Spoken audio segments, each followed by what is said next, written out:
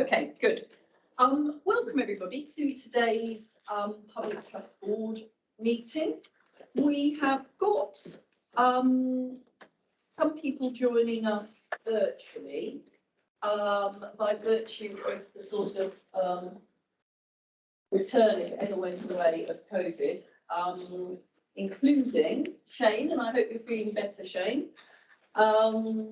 Louise. Okay, we have apologies from Louise, and I think we will have Mark Caulfield joining us, but he is at a funeral, so that depends on his availability. And we have apologies therefore from Louise and from Mehboob. Do we have any others? Okay. Does anybody have any interest they need to update or any conflicts with respect to anything on the agenda today? And of course, the up-to-date register of interest is available linked to the agenda for anybody who wants to see that. Okay, let's do the approval of the minutes held on the 6th of July and the 17th of July. Then we'll do the 6th first, and I'll go through a page at a time. Page 1. 2, 3, 4, 5, 6, 7, 8, 9, 10, 11, 12, 13, 14, 15, 16, 17, 18. Okay, we'll take those as a correct record then, which means that we'll now move on to the minutes of the extraordinary trust board meeting. Hello, Andy. There's a chair over there. Page 1. Page 2. Just Andy. Chairs over there. Can't get an internet connection over there. Is it okay with us? It's better internet connection, is it? I think we've had it. You're fine to sit there, but there is internet connection throughout the whole of the room. Page 2, page 3. Okay, we can take those as the correct record as well, which brings us to matters arising. Nick, do you want to update us on the arrangements in relation to the year end 2022-23? Yes, certainly. We think we are now very close to signing. There's just 1 or 2 technicalities that BDO are working with, so we're relatively confident in the next couple of days. Relatively.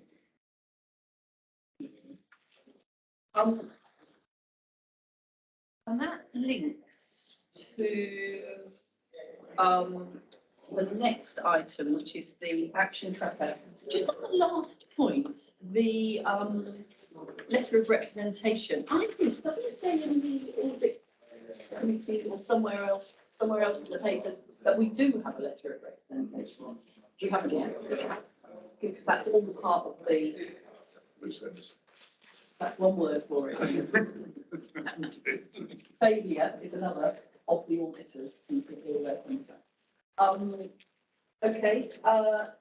In terms of the other actions, we had the patient story, and we were concerned about the system working or lack of working that had been demonstrated by it. And I think the suggestion was that this could be raised in a formal system debrief. Catherine, you have suggested a different route. So the process that was followed is the normal process, and we've got 2 people in ED at the moment who are going through exactly the same process. I think everybody accepts that it is a very difficult process, but these children need individual packages of care which are not readily available. So as the child comes into the department, you identify the needs, then social services has to go and procure that package of care. So doing a review of that, I think, would come up with the same as this is the process that we follow. I know Matthew's been involved with some work since then, which is suggesting that the local authority might have a house ready for this type of individual to move to straight away, because for these children, it is often they have to have a house for themselves. They have to have 3 or 4 carers 24 hours a day within that house. And so you have to negotiate that package, and they just don't have those packages available for people because it has to be based on individual needs. So some people will want to take female carers, some people will want male carers, so it's a very, very expensive package. So it's absolutely not ideal, but it seems to be. So, I mean, we've currently got an issue with a couple of looked after children who, I think one of them must have spent more than 400 hours in Indonesia now, and they're still here. The other one transferred to us in the end because we found the child was with a number of outpatient appointments, and we thought we might as well do them while she's in this program where we can help. So these are both looked after children whose placements are broken down, and because the placements are broken down, they've been brought into A&E because they don't have anywhere else to live. And I think it's an issue that we saw last year. It seems to be getting more of a challenge, and there were some proposals a few years ago that I think didn't happen. Part might have been because of the pandemic, but what we effectively need is some kind of residential setting, probably one north of the river, one south of the river. But whenever we have a child like this, rather than bringing all the staff in to set up a care package around them, either in an acute hospital ward when they're not acutely unwell, or in an emergency department, we can find a much more appropriate residential setting that's calmer, and where actually we can try to de-escalate the situation when we're trying to find somewhere for the child to go and live. So what we effectively have is 2 homeless children.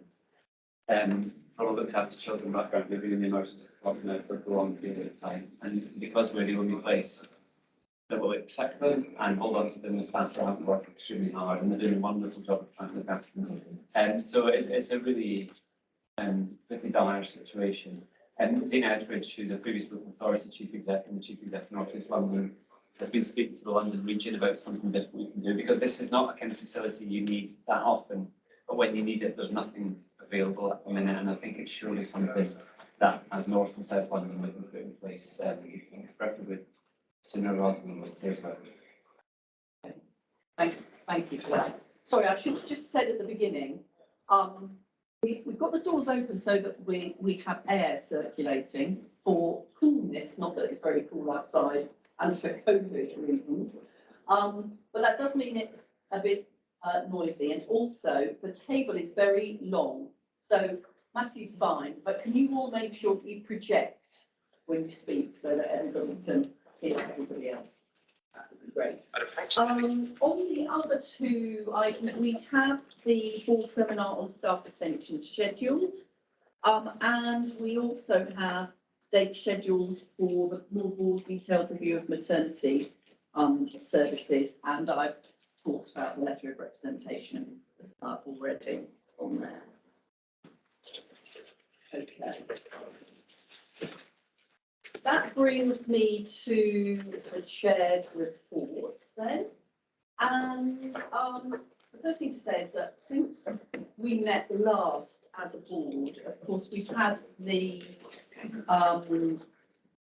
conclusion of the terrible case in which Lucy Letney was found guilty of the murder of babes at the Countess of Chester hospital.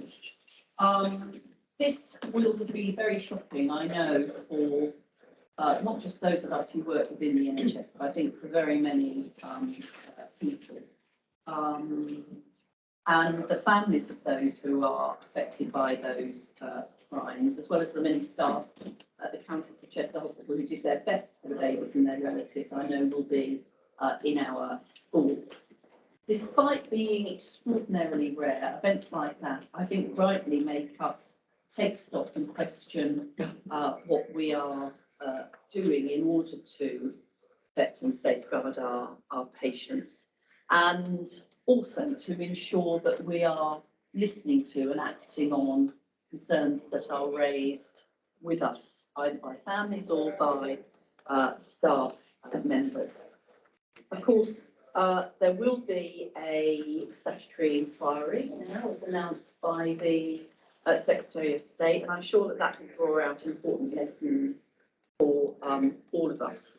And depending on the terms of reference, of course, we may be asked to contribute directly to that public inquiry, because flagging a connection to BHRUT, the Countess of Chester CEO at the time, Tony Chambers, of course, acted as the interim CEO here at BHRUT between January 2020 and August 2021, having been appointed following a competitive process.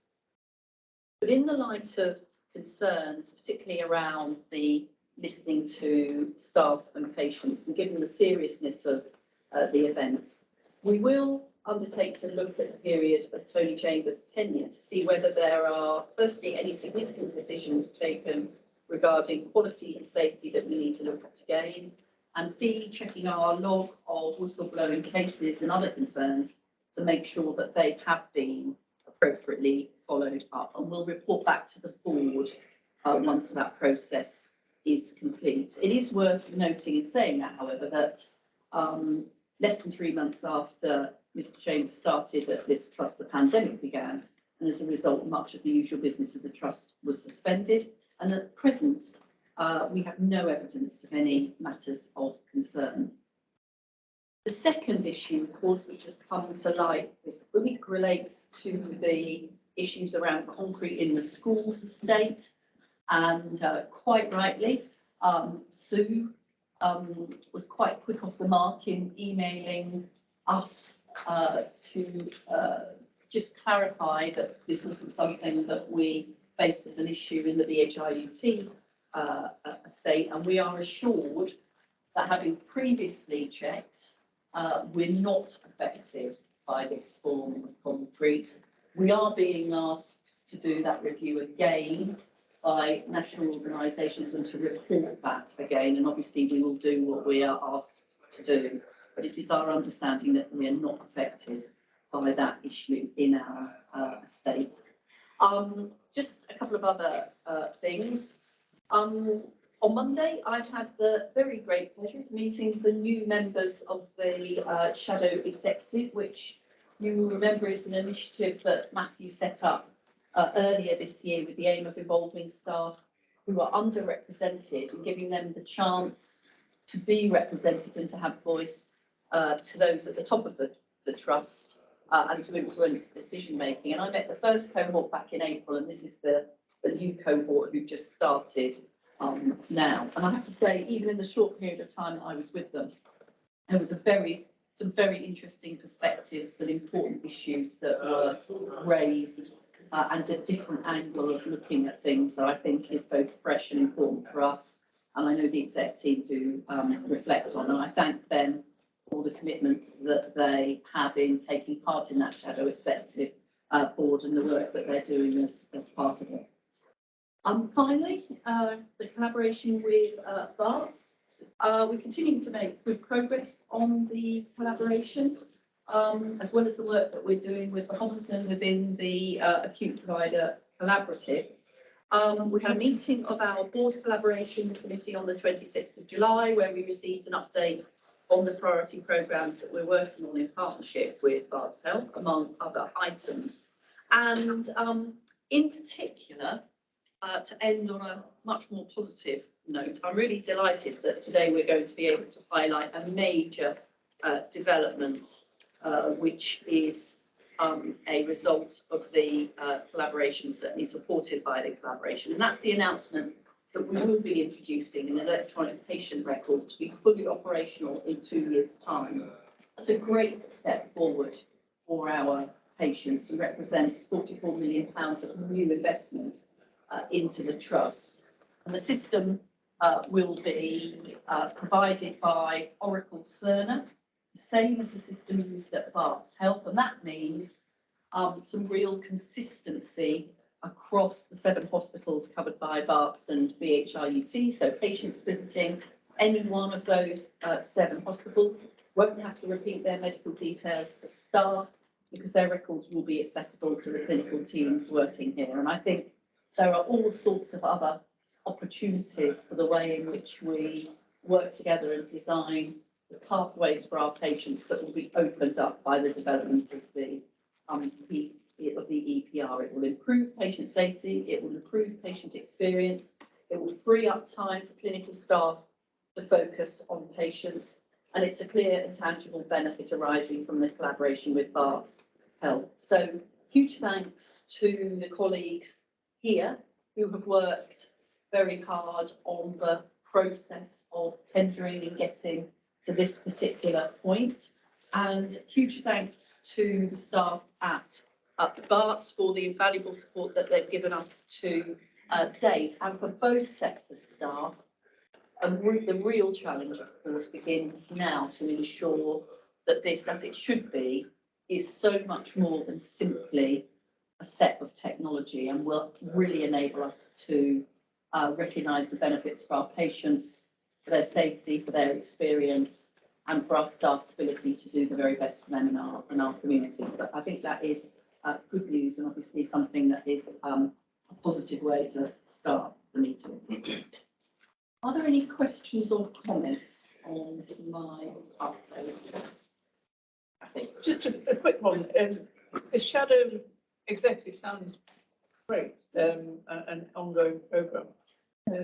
I just wonder if there's any opportunity for more of us to kind of just meet and chat with them and see what they got out of it. Is there some informal session? I think they'd really value that. I've also suggested to them that perhaps they might want to come to a public board in maybe October, November time, because they get to see all the exec team papers, and what they'll get a few months down the line is see the progress of something that's gone through exec and then been brought to board. And I think it might be interesting for them to come along to a session so they can see how that's worked. And it's a really good initiative, and we get a very different kind of challenge, I think, from the conversations with them and the conversations we're getting through exec.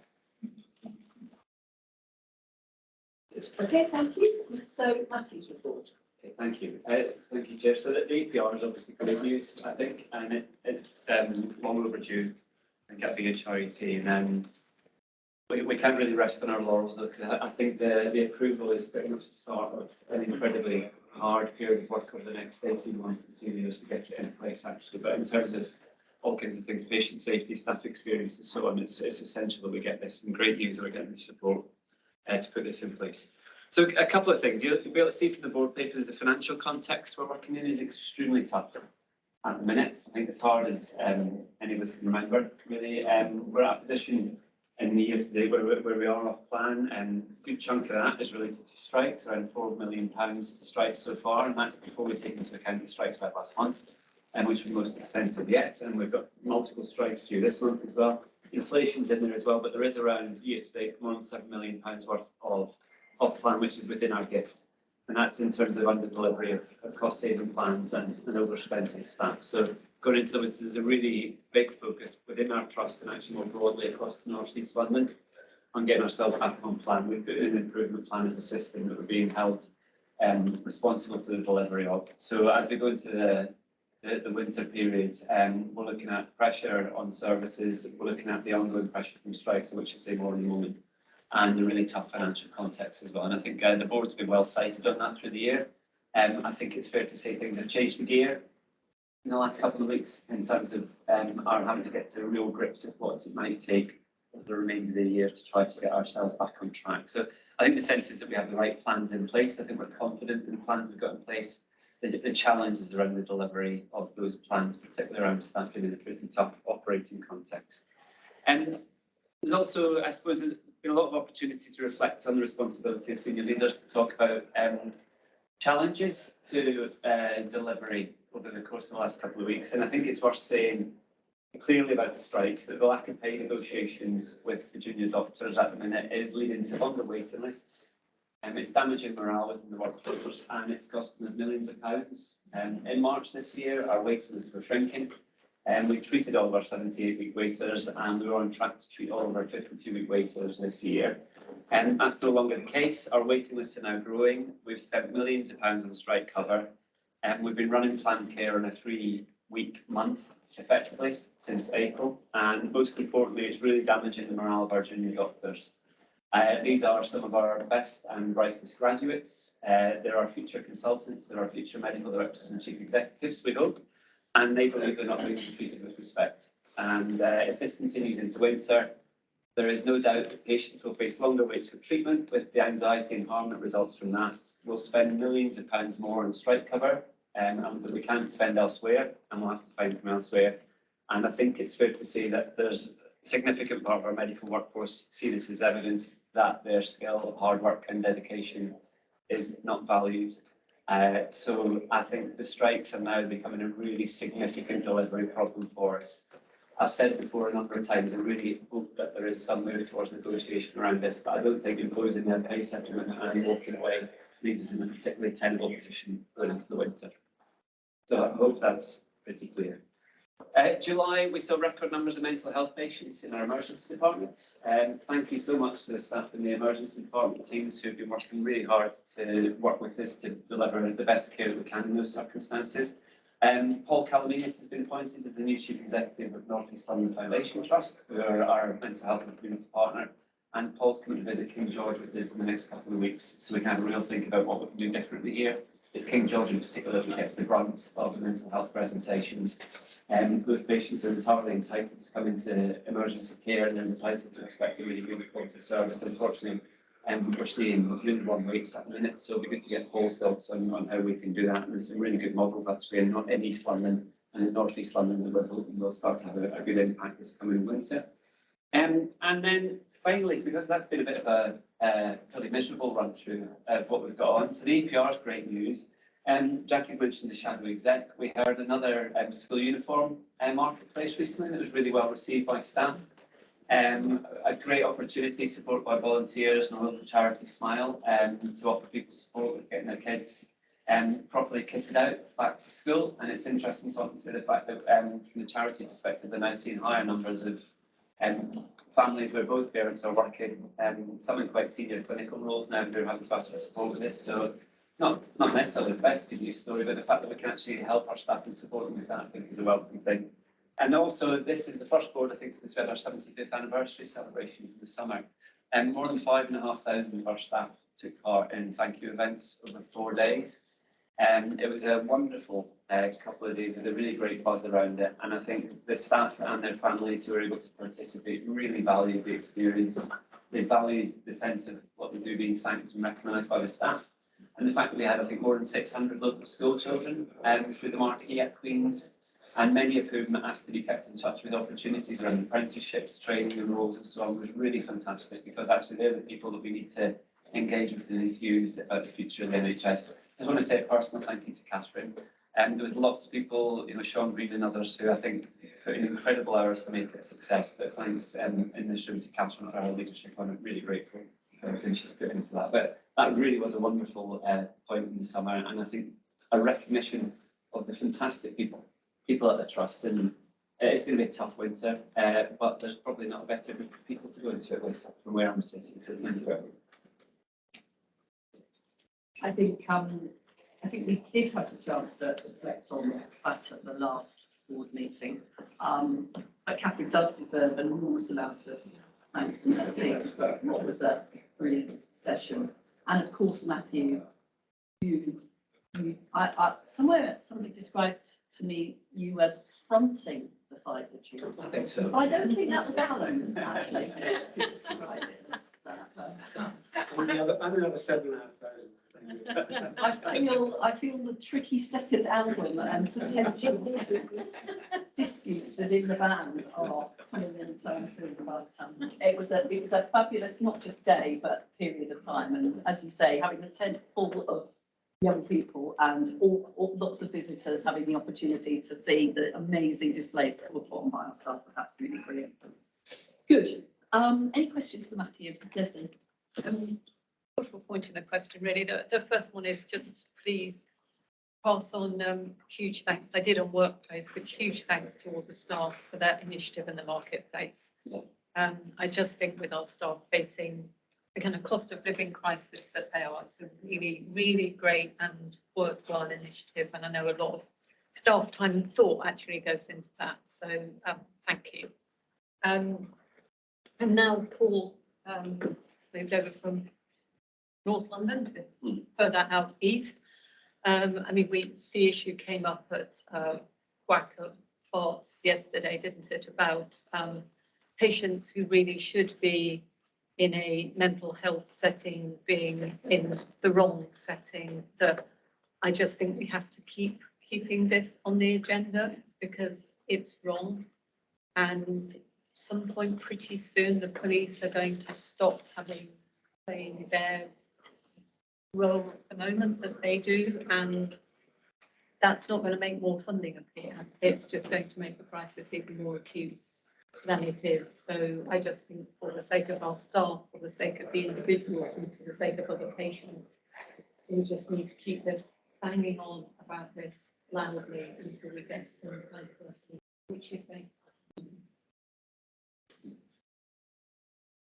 Thank you. Any other questions or comments for Matthew? Let's move on then to the collaboration update. This is just a short verbal update in this part of the board. We have some more detailed consideration in the second part of the board, but Shane, would you like to give us an update? Yeah, thanks, Jackie. Afternoon, everyone. Sorry not to be there in person, but I guess I'll be the poster boy for the upcoming vaccination round pre-Christmas. Just a few things to add. I think so. We're collaborating at a number of levels, and Matthew's mentions two important ones there. So one, the kind of practical level, strikes, industrial action, trying to synchronise how we work around patient safety and staff pay, which obviously is still an ongoing issue across the NHS. And then we've got the huge strategic development of the EPR, which I think is going to be massive for BHRT clinical colleagues and staff. So really trying to work through these at scale and at the right pace. A bit of an update on how we're also collaborating in other areas. So on community diagnostic services, we have worked together to share, to secure a share for North East London of national and capital revenue over some time now. So expanding diagnostic capacity across 3 of those community diagnostic centres. So firstly at Barking, the CT and other services are operational, and the new building to house the CDC will open in winter this year, which is great. At St George's, the diagnostic services are available via temporary location from December this year, and then move to a permanent base next summer. And at Mile End, all the imaging services are operational and the permanent facility opening next summer. So you can see there's quite a bit there in terms of investment going into North East London for community capacity, and we'll continue to collaborate across the 2 trusts on that.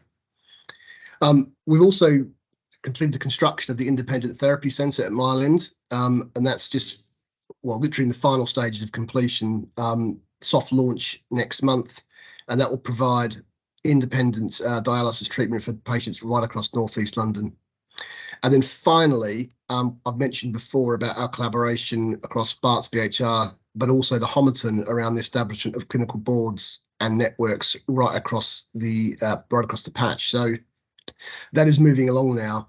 Next stage is to implement and appoint the clinical leads that will help take forward those clinical strategies and support the programme. So quite a bit happening in this space. And I think Matthew and I are already discussing how we keep the collaboration priorities balanced with the inevitable operational and winter priorities that will emerge over the next few months. Thank you, Chair. Thanks, Shane. Any questions or comments on that? Okay. Board assurance framework, Linda. Thank you, Chair. The report sets out the strategic risks against our corporate objectives. I've written the report in a way that sort of provides a high-level summary. I've set out the assurance that the committees are meeting and reviewing their allocated BAF risks. So the report includes in 213, you can see the flow of how we've reviewed the risks across the committees in recent weeks to get to the point of the report board.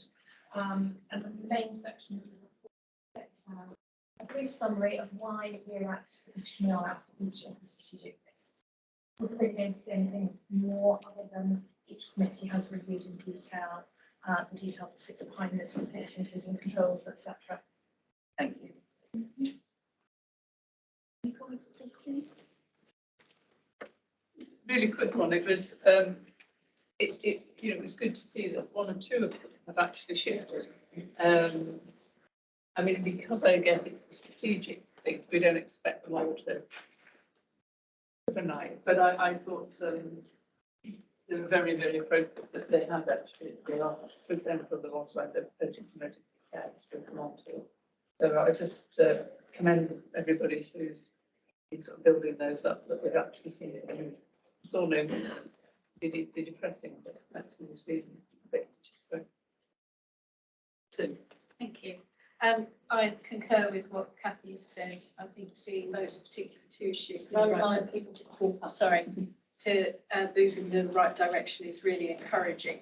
I just think in the light of Matthew's earlier presentation about the lack of movement around strikes, whether we need to up the narrative on the back around financial and performance to emphasise that more clearly in the back. Thank you. Marta. Well, Sue very helpfully made the comment I was going to make.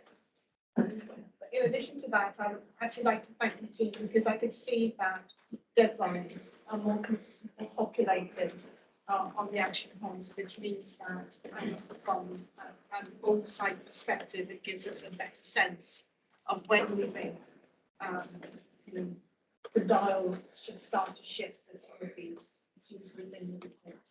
Thanks very much for that. Good. And can I thank the committees for the work that is going in, as Linda says, underneath and behind what is manifested in the Board Assurance Framework. And hopefully it's also providing that framework for committees to focus on the things that are most significant. Okay, thanks. Quality and safety, the committee report, Kathy. Thank you, Chair. You can see here there's a fairly comprehensive report, so I don't need to say too many things other than to just emphasise, yes, we've been delving into the areas on the back. I would draw particular attention, I think, to PSERF, which will come up later anyway, and that's been looked at obviously by the committee. And I'd also draw attention to the fact that we've given considerable focus to maternity, as I think you would hope we would always do, and also looking at the assurances we take around CNST and other actions from reviews and so on. I was really pleased to see that we had the report on the national clinical audits, and I know you can see from the report we're going to come back to that, but I think it's a really important part of assurance. People contribute significantly to these audits, and I think we're now on a path to look at this in a cyclical way, which I think will be really helpful. And then the final thing to mention, draw attention to, because I think it's such an important, I mean, we all know it's a really important area, is inpatient surveys and the various ones you can see in there. And I think we took some assurance that there were some action plans, but obviously there's more to do. But that's all I was going to say, Jackie. Thank you. Any comments or questions on that?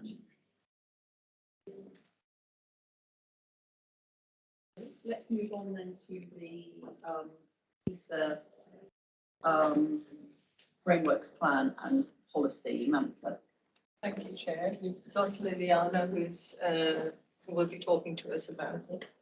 Hello, thank you so much. Thank you for having me here today. I'm Liliana Do Malena. you want to come up to the table for this bit? Or Come and sit here if you want.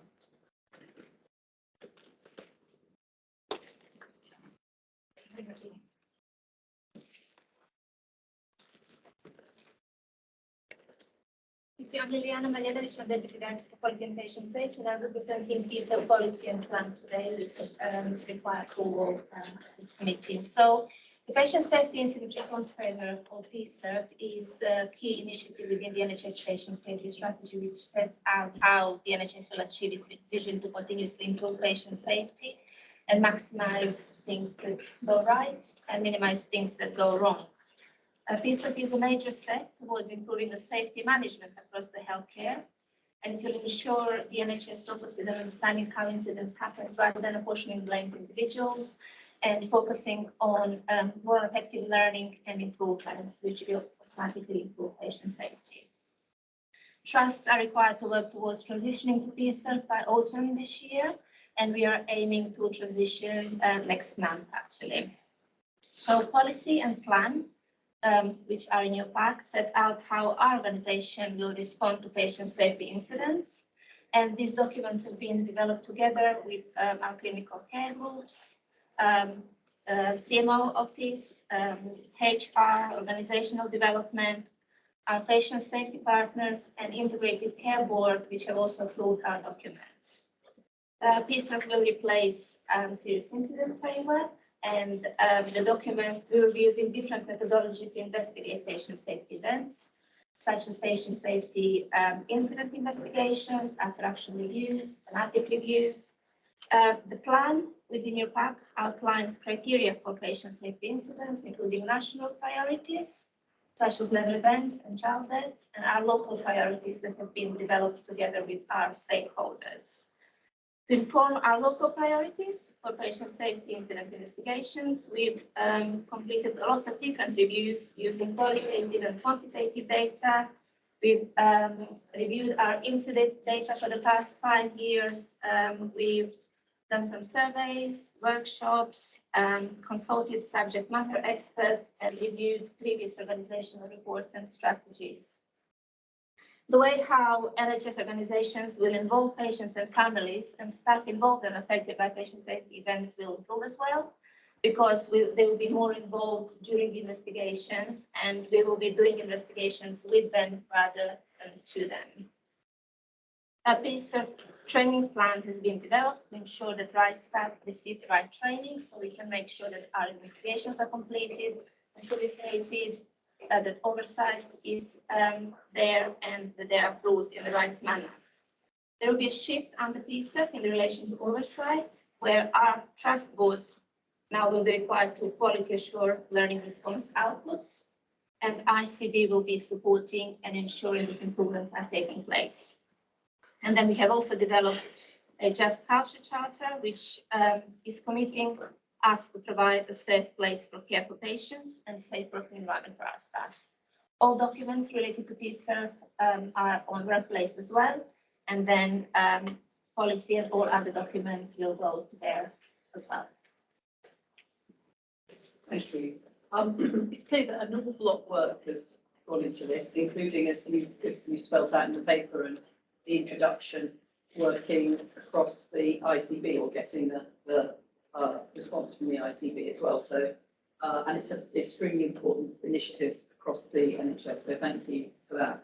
I've got a couple of questions, and then I think other people may have comments as well. The first one is, and I think, you know, partly reflecting on things that we've talked about earlier on in the meeting. What in this new system would assure us as a board that we would be able to see patterns of incidents across particular areas and join that up in order to understand if something in a particular service area, or even with relation to a particular member of staff, was going seriously wrong and therefore action needed to be taken? And how will the reporting, you talked about the board's responsibility to, I forget what the expression is, but I would want to do a bit more than that as a board. I would want to be clear about how the work that is happening and the results that we're seeing in terms of our incidents is being reported to us as a board. So what's the intention about how we will have that reported, both to quality committee, but also actually to the board as a whole? And then my final point, which is just a bit of a being in my bonnet. I understand the reason behind the emphasis on moving away from blame, but sometimes people are to blame for things going wrong. And I hope that we won't back off holding people to account for when things are not done properly and our patients put at risk. The important thing, of course, is that we learn, not that we don't hold people to account. Do you want to respond to those? And then I'll take Leslie and... But I'm a bit nervous. You asked me 3 questions at a time. I'm first time presenting at the board, so. So I'll summarise without the rhetoric. Number 1, how's it going to be reported to us in the board? Number 2, how can we be certain that we'll see patterns where incidents are actually demonstrating a significant problem with the service? Okay, so we will be reporting to you through our normal quality reporting structure. So all our incidents will be captured within integrated quality and safety report, and you will be informed by that route. Pamela, feel free to fill in anything. You want me to answer to this? So I think there are 3 things that are really important in this, Jackie. One is about how we, with the change of looking at incidents related to a particular incident that's happened, to looking at broad-based themes, and how do we recognize the themes that we need to act upon, but also we need to be aware of changing trends. And I think we need to look at one from the mortality perspective, and I think we discussed this at FAC, or we discussed it at our tech last week. We talk about deaths that happen within the service, but we don't identify it by ward or by, we do it by specialty, but not by which ward, which site. So I've asked for some clarity so that we look at it as SVC charts so that we are aware of trends across the whole year and very alerted, particularly with related to mortality. And there was a good challenge back to say, why can't we then do it for the trends that we're going to be capturing along PSERF? So the top 5 trends that we think we need to work on are deteriorating patients. So correlating with that with the number of arrests in a particular ward, correlating the radiological or the failed investigations where we don't acknowledge the results that have. So we picked up 5 themes that we think as an organization, looking back at the 5 years of incidents that have happened, and we're going to track those, but tracking them by service and by site will be really important. So we get a view of where things, we can pick up early on that the things are not functioning the way we need to do that. So I think that's the first bit. The second bit around reports and the quality of reports. So what we are doing is we're providing a lot of information. It's very difficult to distill what is the thing that we worry about or the board should be worried about. And I think the attention we've paid in the Quality Assurance Committee, distilling what is of concern, should be able to highlight to the board if we are worried about something or not. And I think, Kathy, would you agree with that? I think we've done quite a lot of work around that. The third bit, we're going through a period of transition, which I think is going to be tricky because we've gone from individual detail to every incident to going to trends and looking at systems rather than looking at people. And I think the Just Culture Charter talks about being fair to the patient as well as to the staff and not prioritizing one over the other. And I think we need to, I will work with Catherine around how do we, where we've picked out incidents particularly related to staff, how do we support the staff? And Janine's done quite a lot of work with the OD team around that, but at the same time, being honest and transparent with our patients when incidents happen, even if individuals are to blame, what we as an organization are going to learn to prevent it from happening again. Yeah. Leslie and then Kathy and then. And this is because it's really fresh in my mind because we had a long discussion about this at Bart's Quack yesterday. And I suppose 2 things, they're not big questions, they're more comments. Fundamentally, this is about changing the culture and the way in which we do things. It's a system, but actually it's a culture change in the way in which we investigate and learn. And I think that's important and that takes time. And secondly, one of the things we talked about yesterday at Bart's was having some form of, even quite short, training for the board, because what we will get, what we will see will be different. And it's about how do we didn't, there's a suggestion at Bart's, we might all want to go on a 4-day training program or something. We're like, no. But also because that's dangerous, because then we start being in the weeds and we shouldn't. But actually, I do think we need some awareness of how the reporting is going to be different and what should we be asking and what should we be looking for, because it won't be what we see now, because it is completely different. So I think for me, the culture change is important and some kind of awareness rather than a week-long training program for the board to actually make sure we're asking the right questions, particularly going back to where you started in your report. What are we going to see that's going to enable us to ask the right questions? It's that kind of training, I think, board will need. I think we did do some, sorry. if I- We have sorry, we have a seminar planned, to look at this. Yeah. I think your point, in the seminar, I think it is really important that we make sure that we do that. What should we be looking for as a board, and are we content with what we're getting? Please. But I agree with you that unless we understand what it is that the change, the nature of the change, We'll still be wanting to know why someone hasn't filled in a form yeah, 3 weeks overdue, which is wrong, I think. happy. Yeah, thank you. I mean, obviously, as it just so happens, we happen to have this very fresh experience from yesterday. And I think there is some learning, you know, and part of collaboration. I think it's an important thing that we do that. So the things I was just going to say is that it's a build really. I don't think we should underestimate how big a change this is. And I think every organisation in NHS is having to do this. And I think it has potential great benefit. But in terms of that, how do we assure ourselves, particularly about tracking, you know, have we got hotspots and so on? I think the data, as we were discussing yesterday, the data, the SPCs is right, but we shouldn't. The key thing here as well as that culture is, are we listening to people? Are we listening to the softer signals as well? And how do we capture that?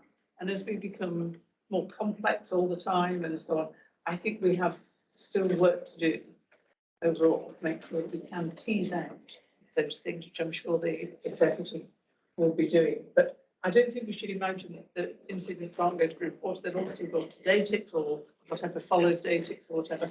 They'll all go on to the thing and so on. But I think we as a board will need to start to think differently about, we used to seeing how many serious incidents happen, how many have been replied to in time, etc., etc. This will be a different emphasis. But I think it's a huge change, and I don't think we should think it will just snap into place overnight, because I just don't think it will. Everybody will try hard, but I think it will be a challenge.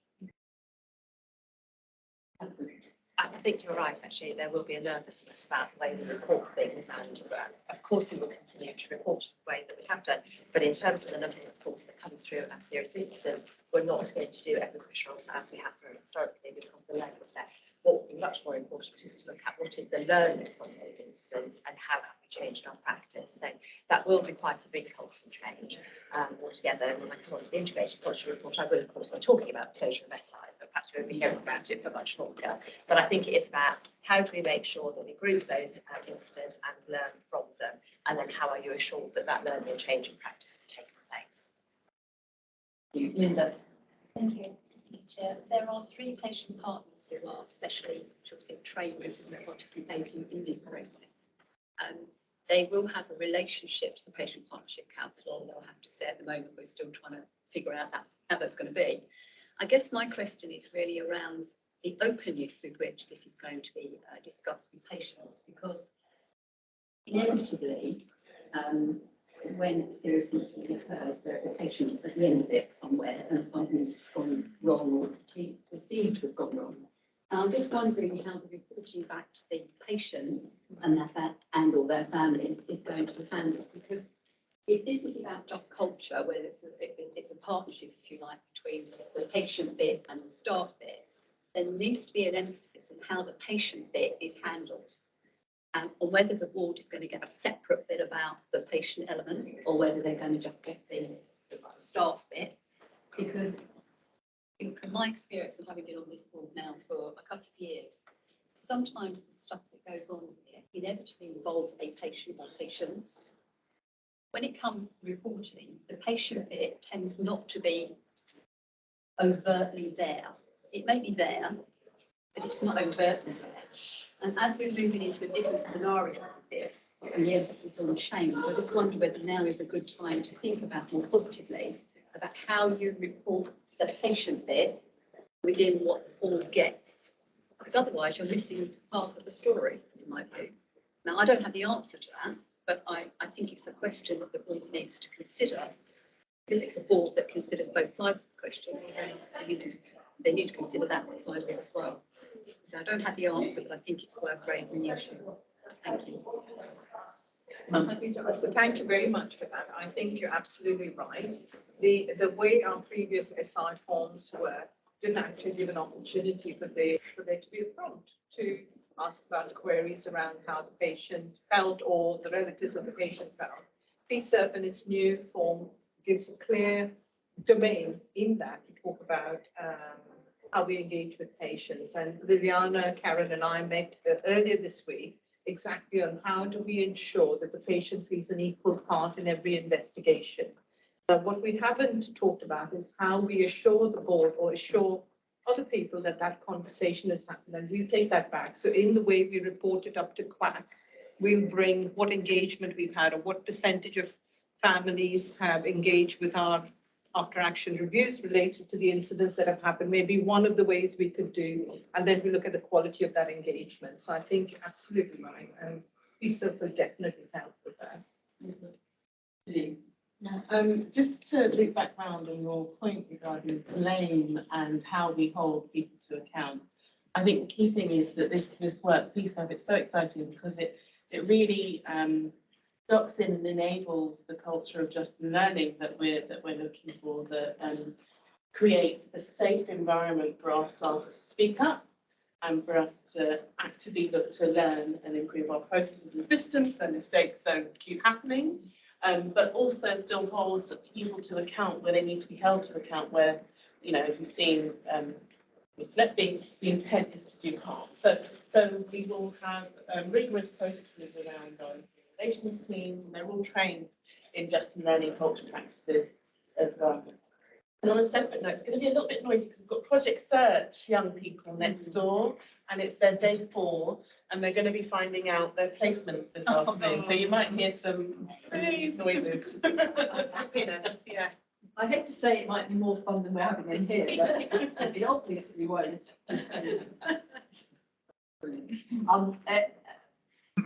Anybody wants to talk to me about what Project Search is at some point or another? If you don't know, it's well worth your while because it's a brilliant scheme. Good. Okay. Thank you. Thank you, Liliana, and others who've been involved in this. And I think the key point from a mutual discussion is this is going to be a very, very significant cultural and accountability change that will require, as we'll see, not only us having one seminar, but an enormous amount of work throughout the organisation as well to ensure that we get the benefits from it. But thank you for that way that work started. You're very welcome to stay, but you don't have to. It's patient safety, so you can stay. I'll stay for the bit of the. Yeah. Good. So integrated quality and safety report, Catherine and Melita.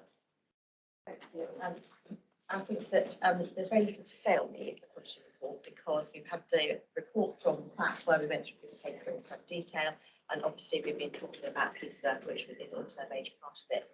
I think the two things that are particularly mentioned in here are the closure of the SIs and the risk, which I know people don't particularly want. They're about continuing to do that work and continuing to make sure that we've got as few of those open when we move to PSERP and don't have to duplicate the work as possible.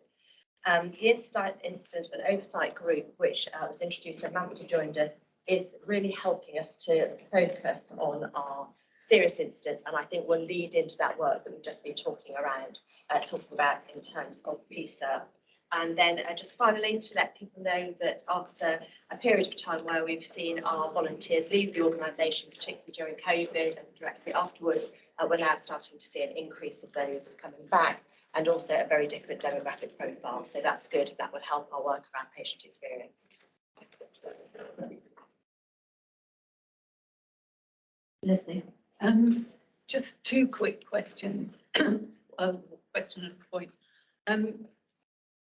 I know we're moving to a completely different way of doing things, so I'm going back on what I said earlier. But given there are quite a lot of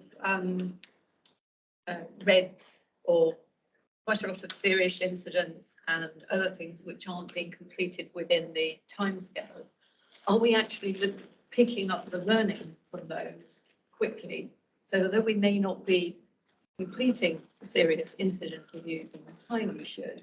Are we actually picking up the learning, or is the learning getting lost? And the other comment was, and I know we've got a seminar or something coming up on retention, but we're deep diving at the next PCC to look at retention and what we might do and what work is that. So I don't think the learning is lost, because if we have an SI, we have an immediate round table and we pick up any immediate learning at that point, and that starts to happen before the next serious incident is completed. In terms of the serious incidents, if they're not closed down by the time we move to PISA, we will have to move them across to PISA, so we won't lose that opportunity. Sue. Thank you. One comment and one question. Just wanted to note the change to the reporting form that now includes the potential to report psychological harm. I think that's brilliant. And the 3 task and finish groups we had looking at the incidents during the last year, that was one of the big requirements that we had, and it was quite difficult to manage through. So I'm chuffed to bits to see that in there. So that's my comment. And then my question is probably just a point of language. Under effective, you talk about moving from an old system to a new system. And it sounds like we stopped the old one before we started the new one. And I'm just a little bit nervous about the transition and the migration. It may just be the way it's worded in the report, but it says we're not using this system anymore. We're in the process of moving to this other system. I think, what's happening with the gap? We've had to go back to paper. So that's Health Assured to Ulysses. There is a gap. It's a gap of about 12 weeks, and we've gone back to paper, but we will be going straight into Ulysses as soon as we can.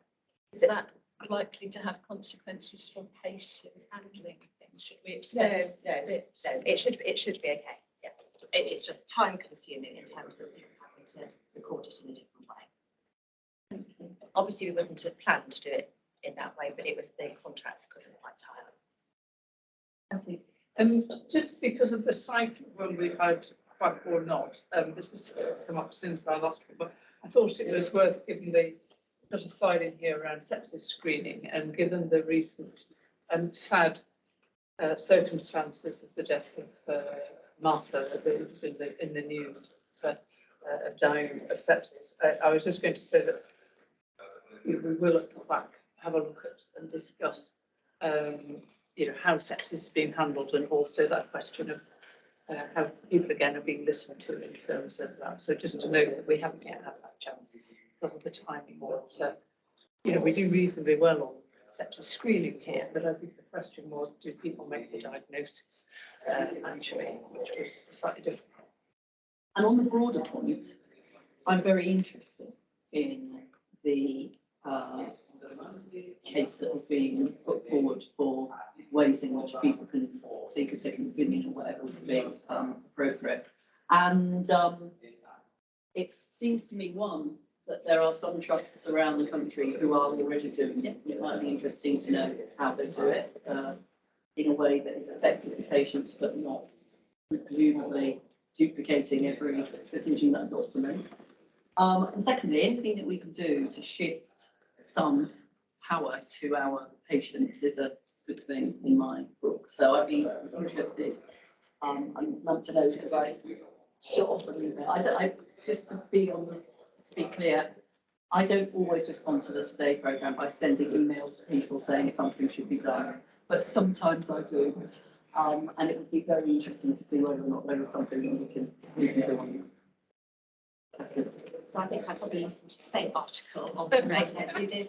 So I spoke to the team yesterday, because they were particularly talking about a team from Berkshire Hospital, weren't they? So they're going to make contact with them to see if we could replicate that. Because it seemed like a fairly straight, it's just the replication of an extension of the CCOT team.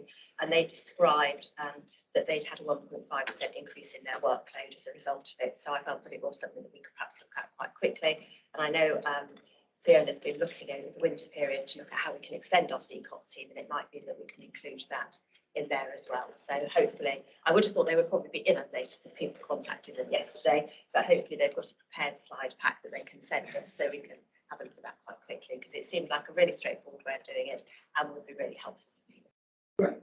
That's the clinical outreach. Yes, what is that? The critical care. Oh, sorry, yes, critical care outreach team. So it's the team, it's linked to ITU. If you have a deteriorating patient on the ward, they can go to the patient, look at the patient, see if they are deteriorating, see if they need local intervention or intervention back to the intensive care unit. They tend to be teams of very experienced advanced nurse practitioners or advanced clinical practitioners. They've usually got a lot of experience and are very comfortable managing in those situations. Right, and when we have our EPR, it'll be easier to spot the triggers independent of the people who are taking that. That's the bit. It's about the person who's doing the first reading and raising concern or inviting help. So once you have EPR, you will be able to pick up the vital signs, and people remotely can be alerted to the fact that some patient in some ward has domains that are out of normal to query. So I think that's the added benefit. Good. Thank you.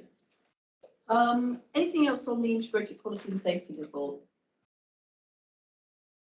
Okay, regulation 28, prevention of CCDS annual report, which I know has also been reviewed at the back. Yes. It's a report for assurance about the 5 deaths that we had in the last financial year. We've had 2 since April this year, and I think I'm going to take the report as read.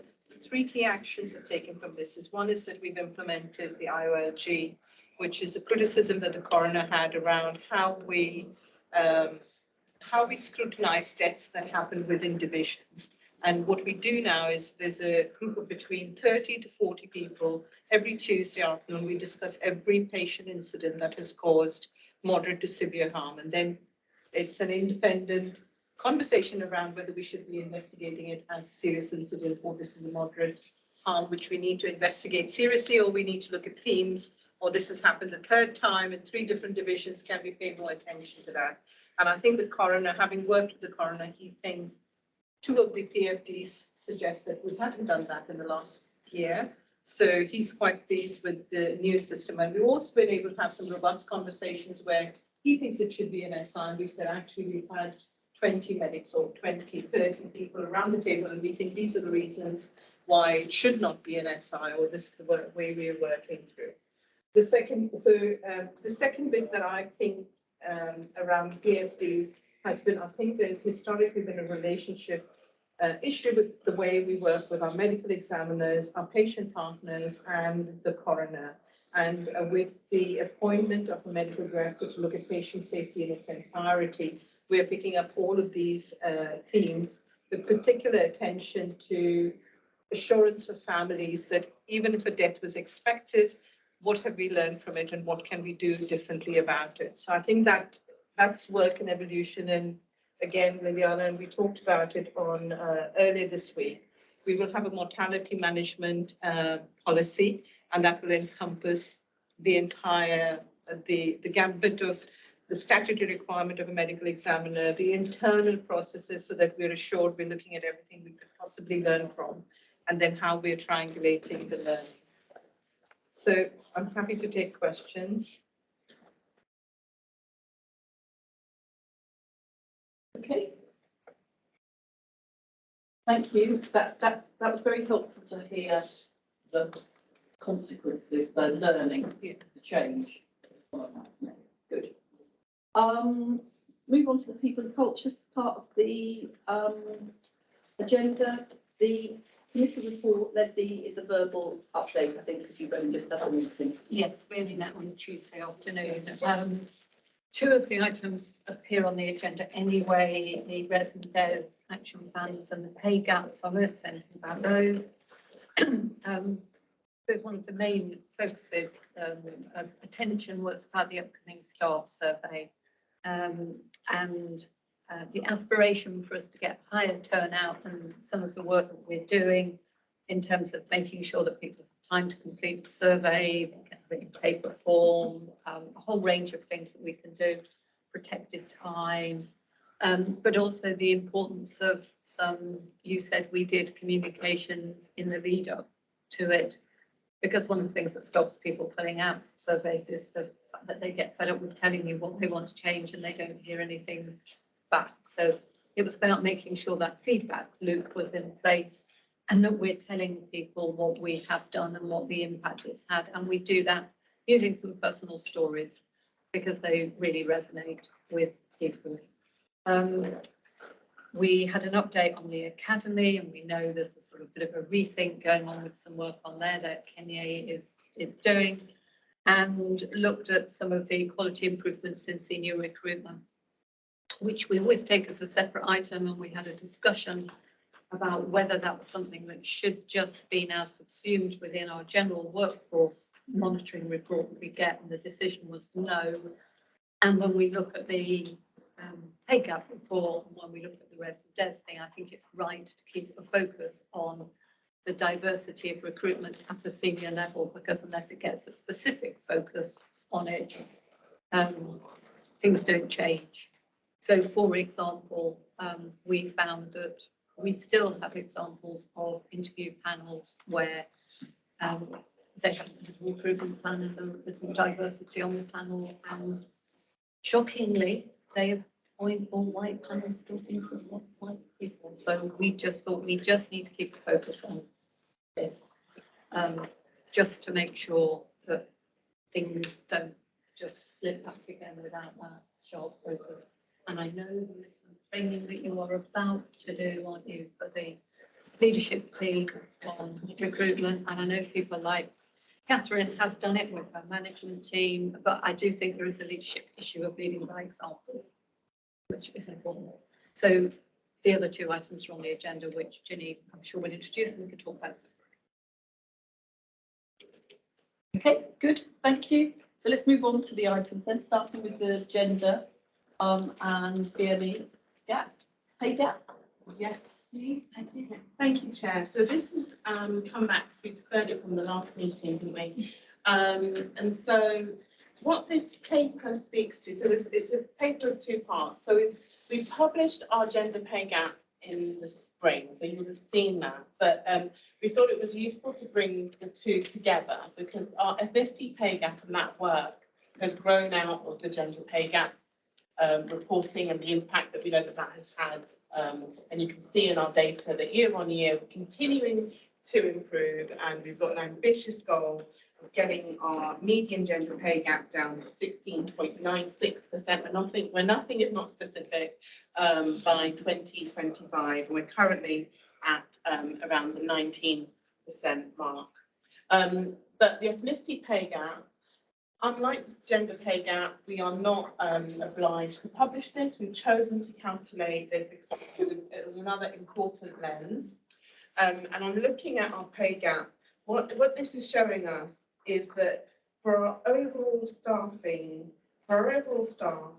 if you are BME, so Black, Asian or minority ethnic, you are on average paid 6.9% more than your white counterpart. And that's an interesting statistic at that kind of surface level.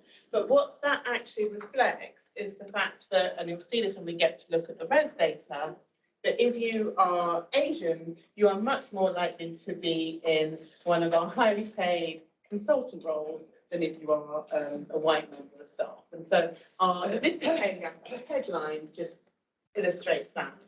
But it gets very interesting when we drill down into different staffing groups and when we remove doctors, so we remove doctors from our pay gap, the actual pay gap is 1.41%, which then shows that if you are Black, Asian, minority ethnic and you are not a doctor, you are likely to be paid 1.41% less than your white counterpart. I'm not going to labour too much the point around the ethnicity pay gap, because as we talked about in PCC, it's another useful lens by which we can analyse our staffing data, but it reinforces what we know about the fact that we have various sticky floors and cliffs within our organisation, or representation of different groups either stops or drops off significantly. So Do you want me to do both and then take questions, or stop at one paper and then another? Stop at, well, yeah, stop at this paper and then, yeah, so we'll focus on pay gap and then we'll do the race equality and the disability equality standards paper. There's- And I think the first piece of analysis that we've done, which was why we paused from the last meeting, is important because it does show that the sticky floors and concrete ceilings and cliffs, or whatever we want to call them, are at different places in different bits of the organisation. And unless we understand that properly, we're not going to be able to apply the right solutions to it. I'm really pleased that MAMT has been working with some of Janine's colleagues around things like bonuses and clinical excellence awards, because if you look at the gender pay gap, you will see so much of that is driven by the fact that you happen to be male. People shower you with clinical excellence awards, and if you happen to be female, you don't seem to get as many, or at least that's what the data appears to be telling us. And that what we now have is one of Janine's colleagues sitting as part of the group that looks at that.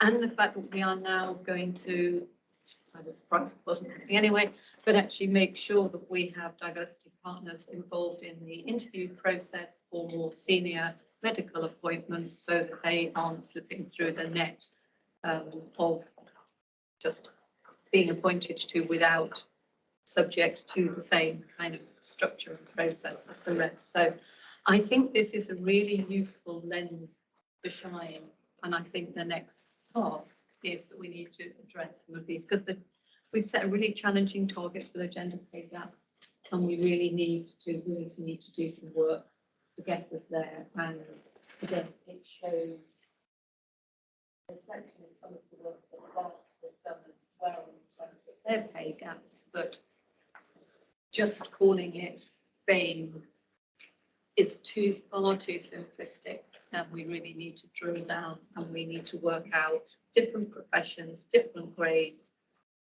How do we actually give people that progression route? The work Kenya is doing on career maps is going to be really important. Thank you. On the clinical excellence awards, was there a period of time when they were essentially given?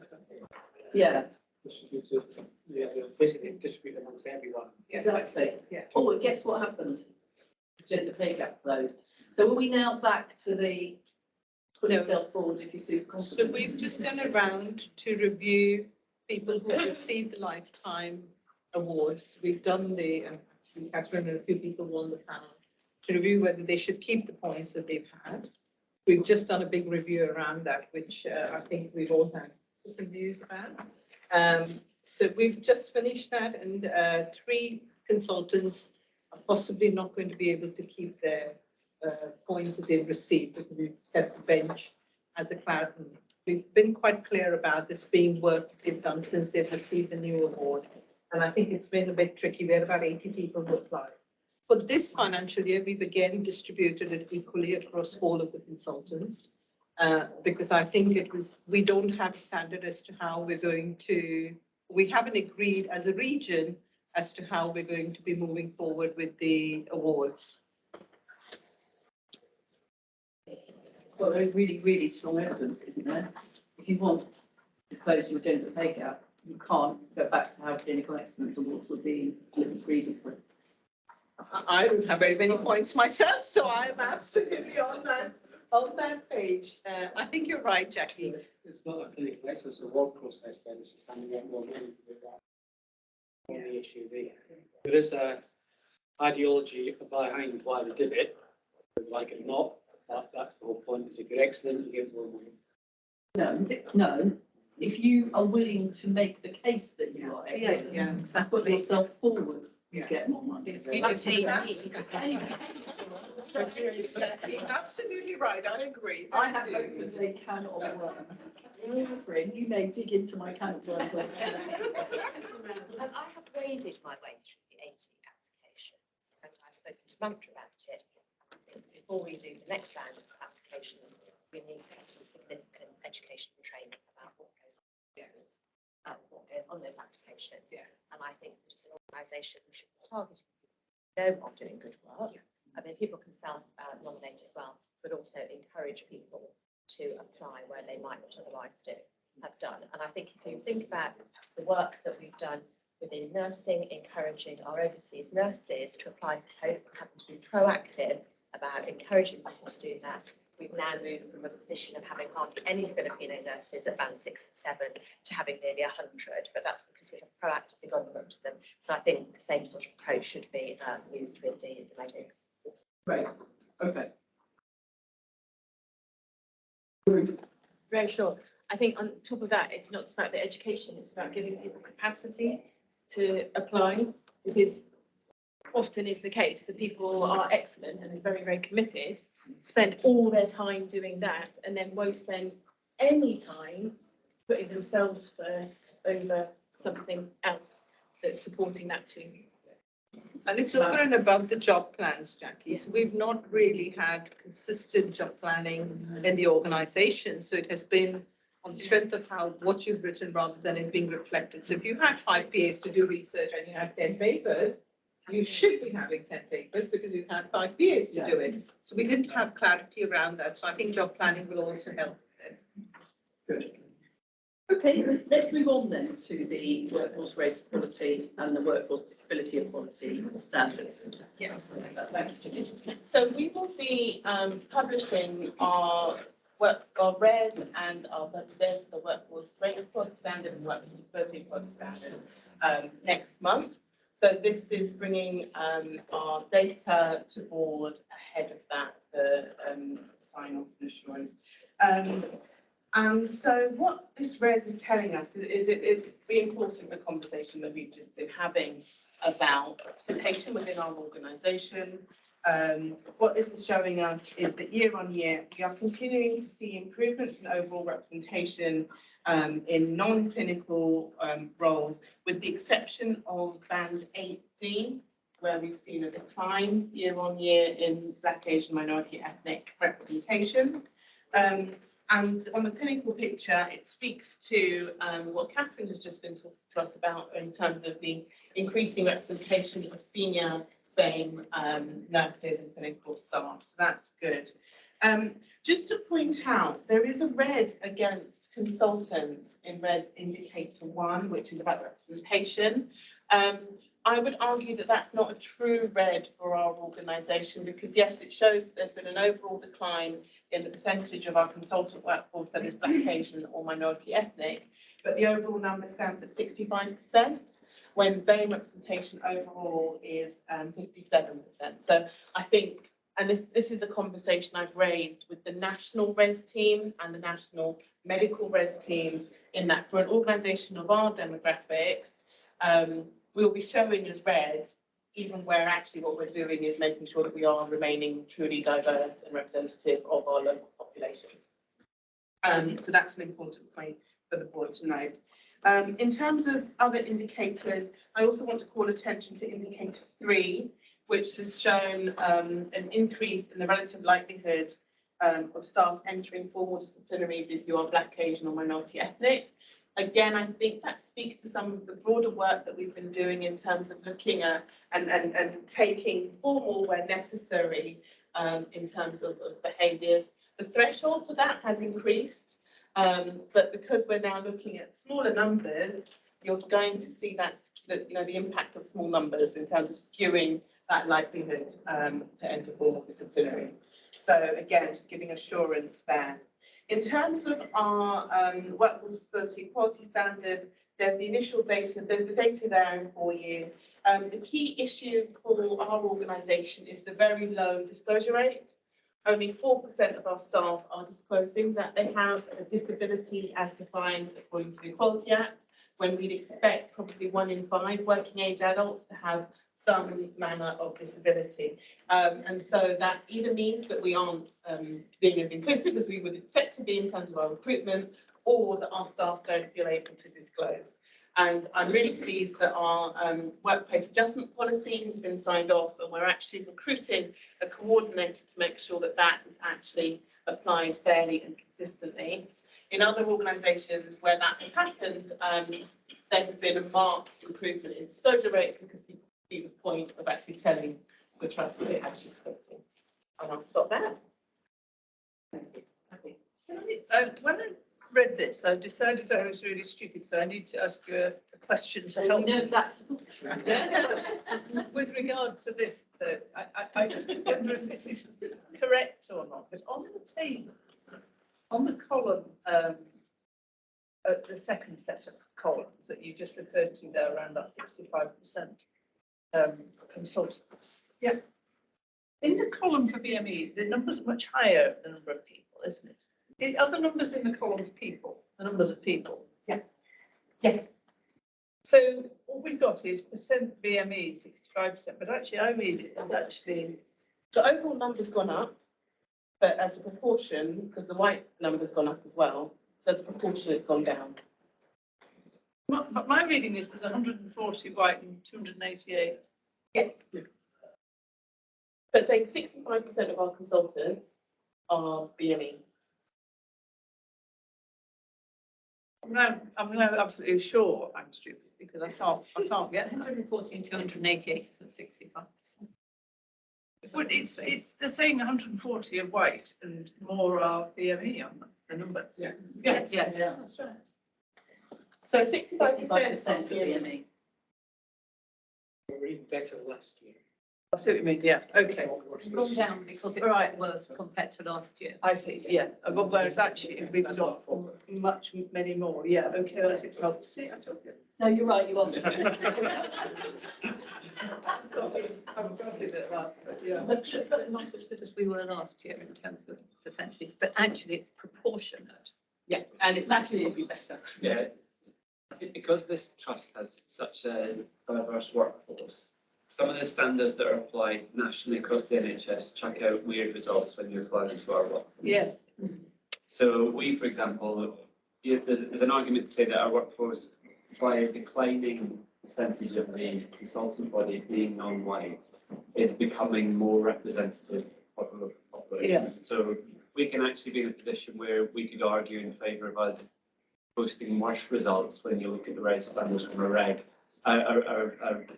amber green perspective. We could become more representative of our local population and appear to be going in the wrong direction in the national results. Yes. And that's Yeah. a consequence of us being, I think, a bit of an outlier. Yeah. And that's why we have to explain so many of these factors. And that's why, for example, the pay gap looks strange.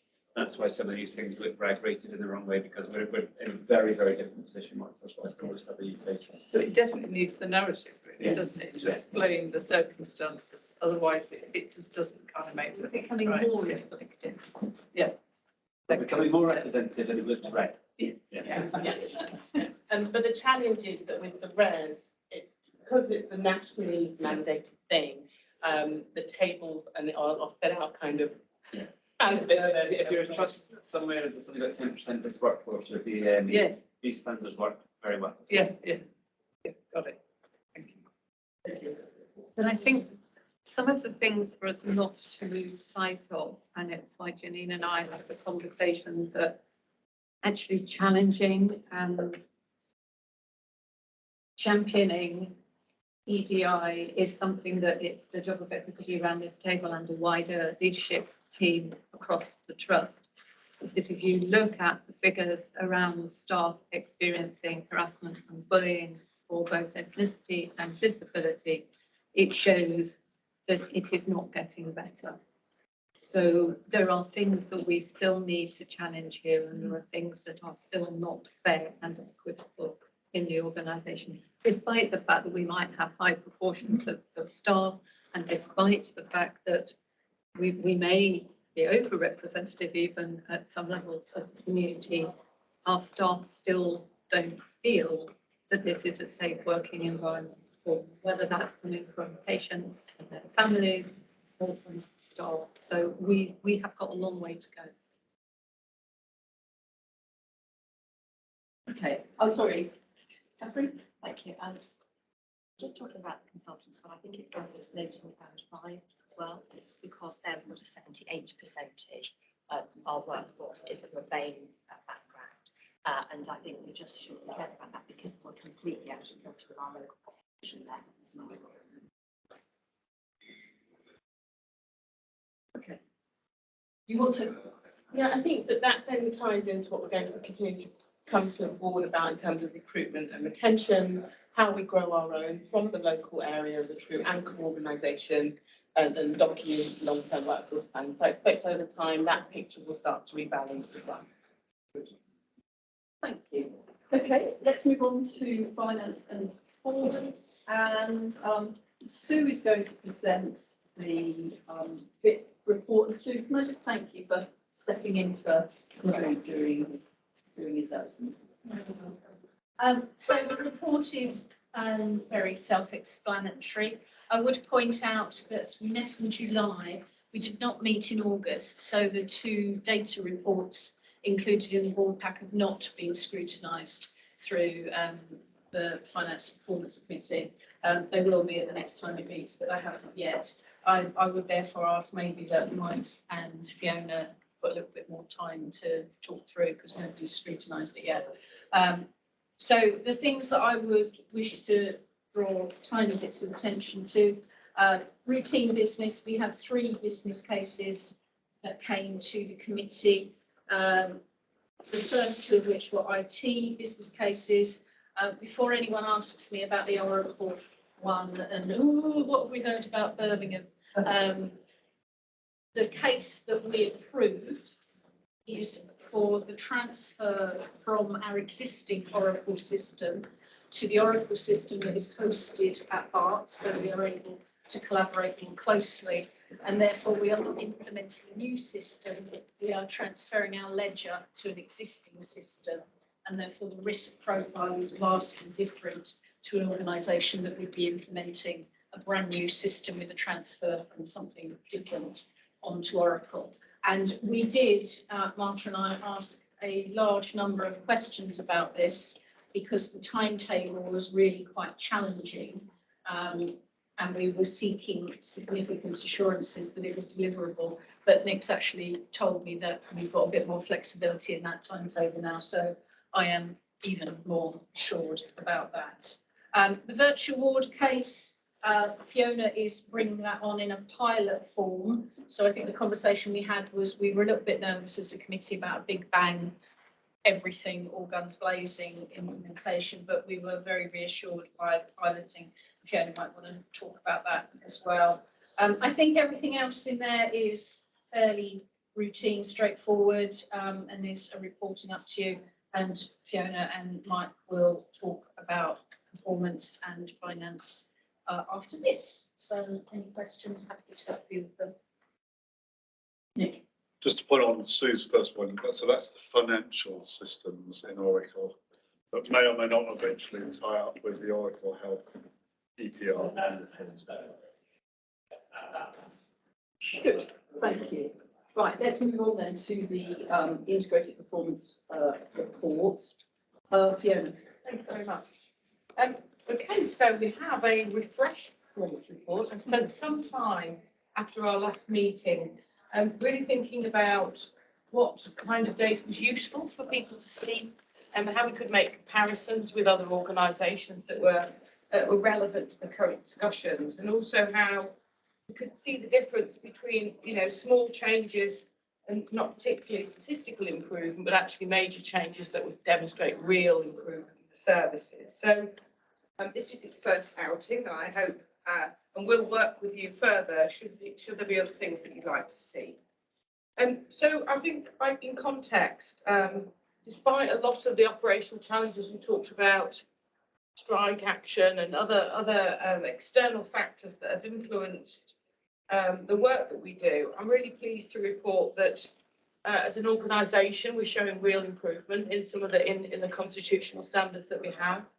I think that's now starting to be seen across the board. So the UEC, which I'll talk about in a minute, is showing equal amounts of growth and development, and that's been a long time coming, and I'm delighted to talk about that in such a positive way. So I'll take you through the pack because, as Sue rightly says, this has not been through FIC. So first slide is 4-hour performance, all types. We talk a lot about the need to deliver 76%. That's for type 1, 2 and 3 in REDs. And what I've shown you in this graph is the red line is the target, clearly. And then for context, so we can understand where we are sitting, the orange line is the London average for delivery, the London hospitals average, and the blue line is the national average. So, you know, we can see that as an organisation, we sit quite clearly below both national and London average. However, if you're looking, as we've been reporting for some time, the direction of travel is now increasing and increasingly positive. So all types performance in July was 63.2%, which is a huge achievement, very much connected to our opening of the same-day emergency care services, which allows patients not to wait in our ED departments for care, but to go to a much more ambulatory appropriate setting for rapid assessment, rapid care, and discharge home on the same day.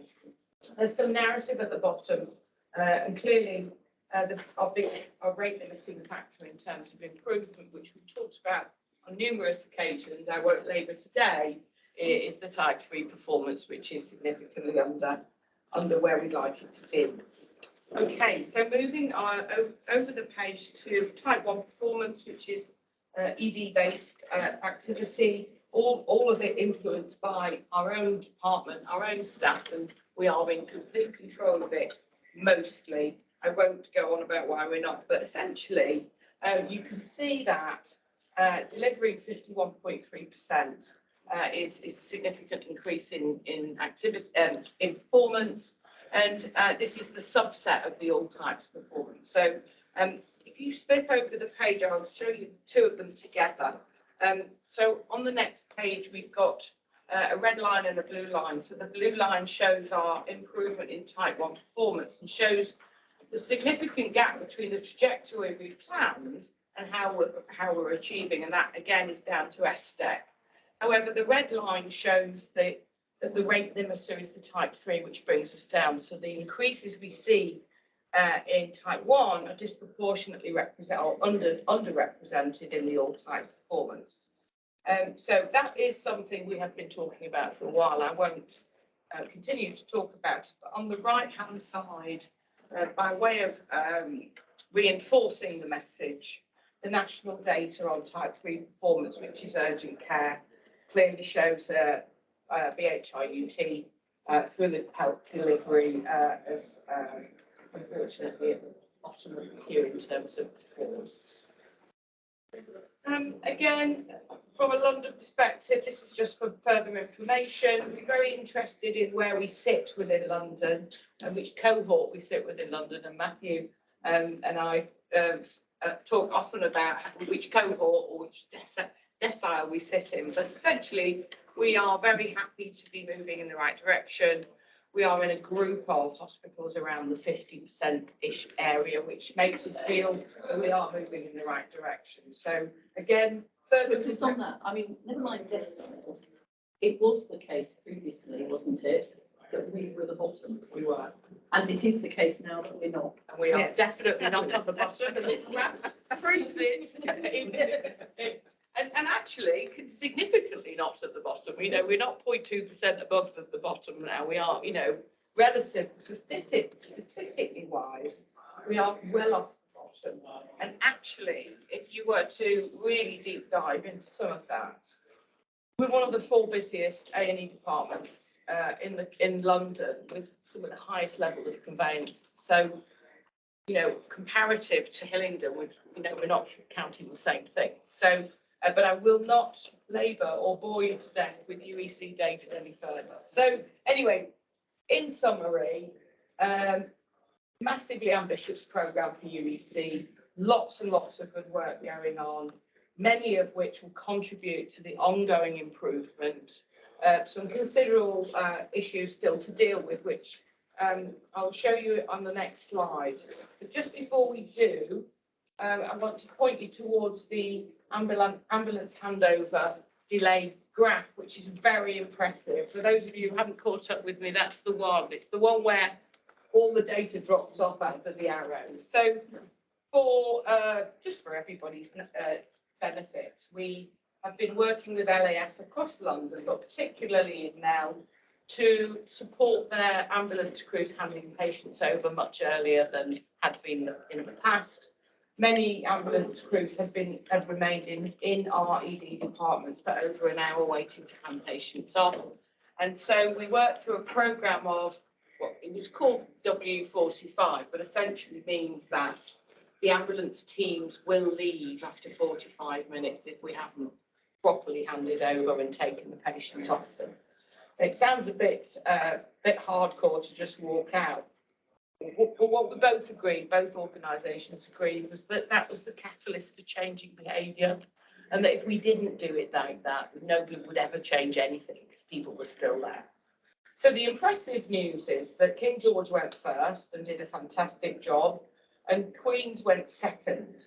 And this graph measures the number of over 60-minute handover breaches. And if you look at June to July, it's amazing. So really, really good for LAS particularly. Their crews are not standing around our hospitals for increasing lengths of time, but also that the onus is on the ED team to take over the clinical care of the patients much sooner in their arrival.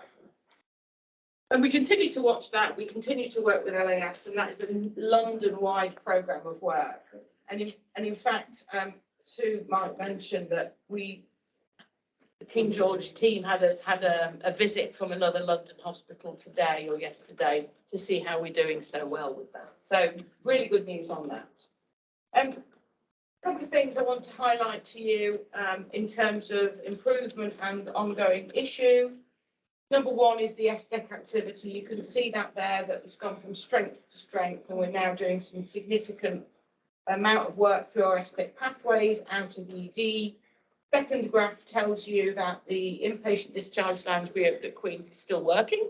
It's still delivering a benefit, and it's really focusing us getting better at discharging earlier in the day and patients off wards to give us flow. And then the third graph is just a note to everybody. This is part of our ongoing work around length of stay, but we haven't really improved the amount of patients in our beds that are medically fit for discharge who cannot go home or to their usual place of residence due to other factors. So watch that space, probably not for today, but I will be keeping you informed about the improvements we're making around that in the future.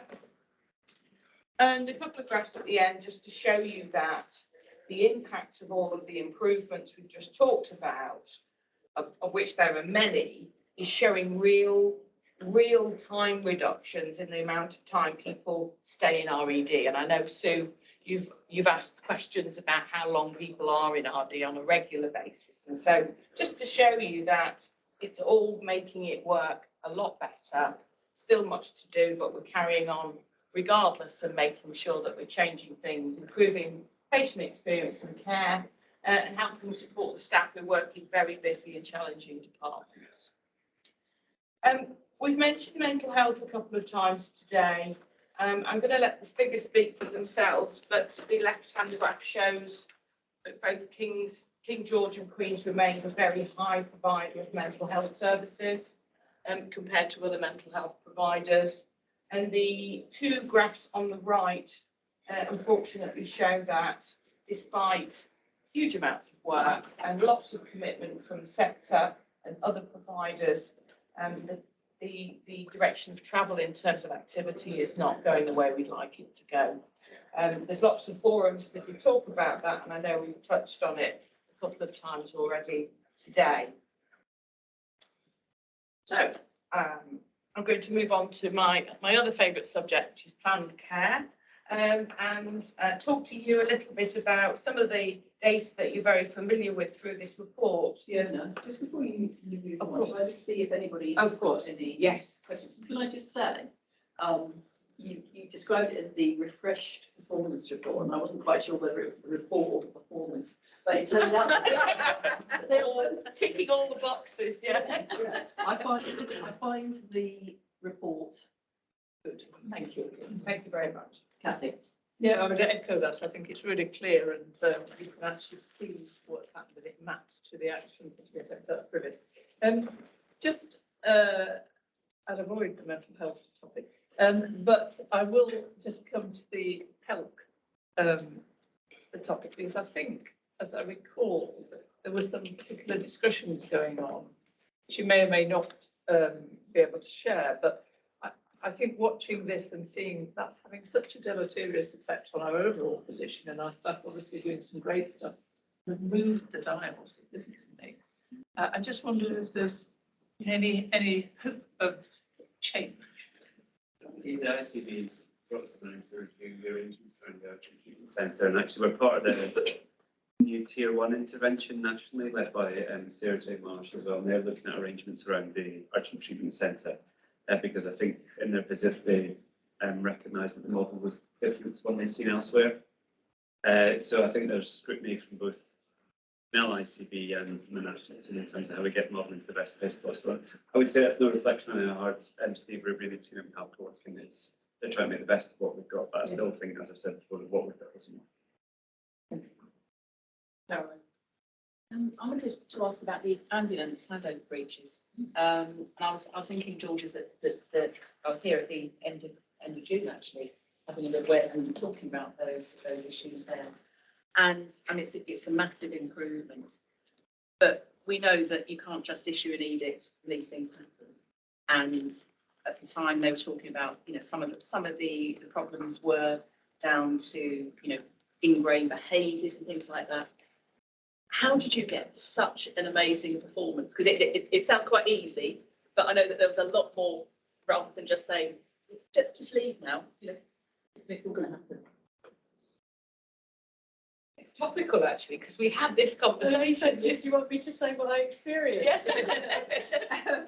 So those are absolutely the questions that we asked Ema and Ruth, who are leading the service. And you're right, it is a lot of ingrained behaviours, but actually they have decided very clearly that there is a cut-off. And actually what they tell me they're operating is a 15-minute cut-off to give assurance about the 45-minute cut-off. And this is not different to what happens in other hospitals who are very successful.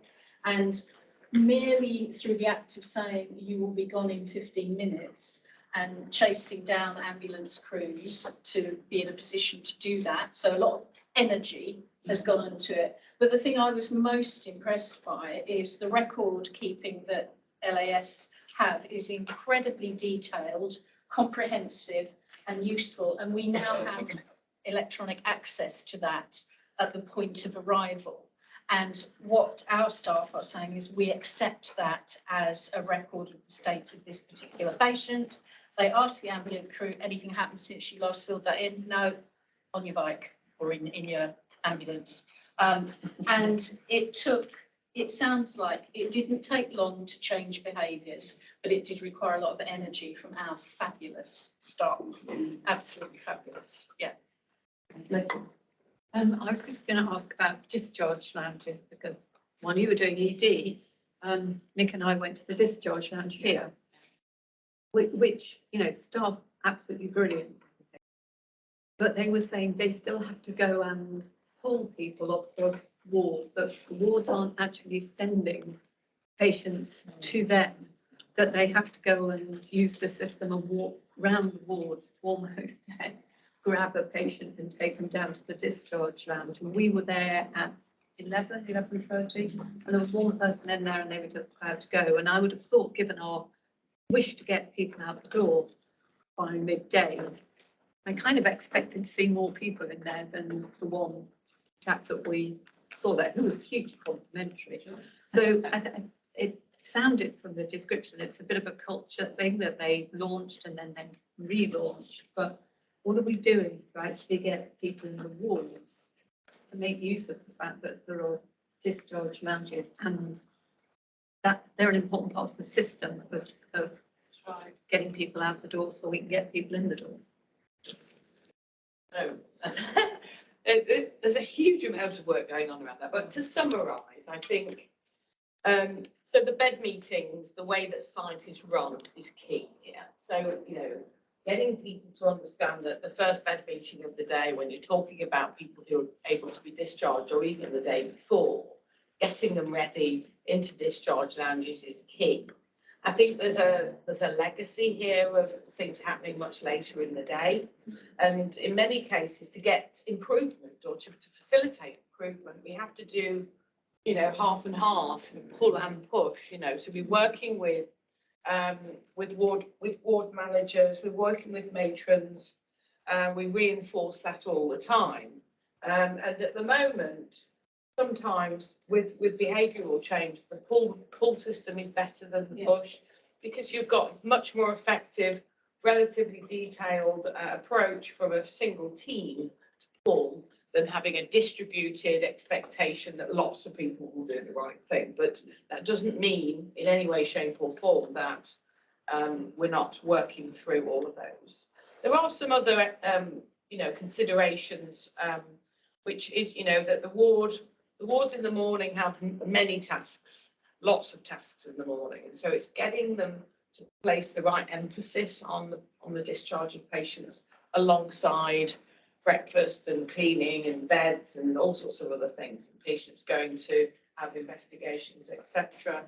And so the key to all of this actually is the site-based triumvirate. We're really working very hard to reinforce the role of the site-based triumvirates. They've all got medical director, a nursing director and a director of operations. It's their job to own the site and the flow, which is people that are coming in, people that are being looked after in the middle, and people that are going home. So, you know, I could spend a long time talking you through the UEC programme, but essentially, as I represented last time, the UEC programme is about avoiding admission or bringing people in quickly, caring for them without delay in a highly productive way, and facilitating timely discharge. So, yeah, I can take your point. But yes, I equally go to discharge lounges, and occasionally I'm very happy and sometimes I'm not. So, yes,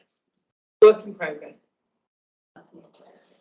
There's some interesting sort of consequences from unintended acts of kindness at points in the pathway, and what you do often find is that people at the ward are thinking, actually, it's a bit nicer to give this person a bit more time to get things together and go. And it's part of the job of the ops teams and the site teams is to balance that against the person who's waiting at the front door.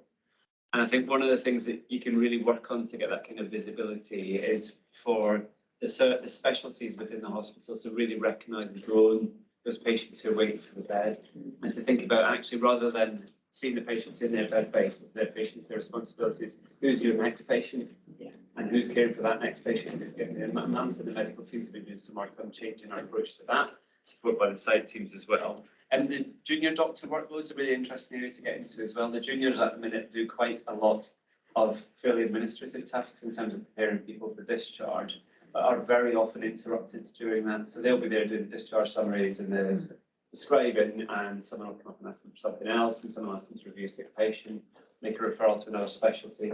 What we've found actually is that there may be cases where having fewer juniors supported by other professionals is actually a better mix to get some of the more task focused work done. It might give the juniors a more satisfying experience. And the other thing about hospitals is the old law of unintended consequences in hospitals is absolutely everywhere. So you remember we did, for example, the +1ing and the boarding, and that actually increased the length of stay on our acute assessment units in some cases, because we were moving the healthier patients up to the ward more quickly to +1 them, leaving some of the sicker patients in the assessment units because they were a bigger risk to add as a 5th patient into a bay of 4. And so there's some really interesting examples of how models that are rolled out and deliver, once you put them into practice, you find out how they influence people's decision making, usually driven by people trying to do something reasonable for the patient in front of them, and it has consequences for the patient you can't see who's outside waiting to come in. And that's where I think the site teams and that mechanism is really important. That's why me and Fiona and beyond, our Chief National Information Officer went to Mason and Tunbridge Wells, and they're a national exemplar of really good work on flow. They're always in the top 3 for A&E performance, and been in the bottom 25% 5 or 6 years ago. And so much of the work they've done is just about flow and visibility across the patient pathway. And the great thing was actually coming away from it, there was nothing they were doing that you couldn't see us doing here in due course, and then you've got the right people. Carry on. And actually, just to add to that, we're opening the virtual ward on Monday. It's been a long time in the design, but it's actually opening on Monday, and that will provide, in the short term, it will provide an opportunity for patients who are on frailty units to be discharged earlier from hospital with a reduced length of stay.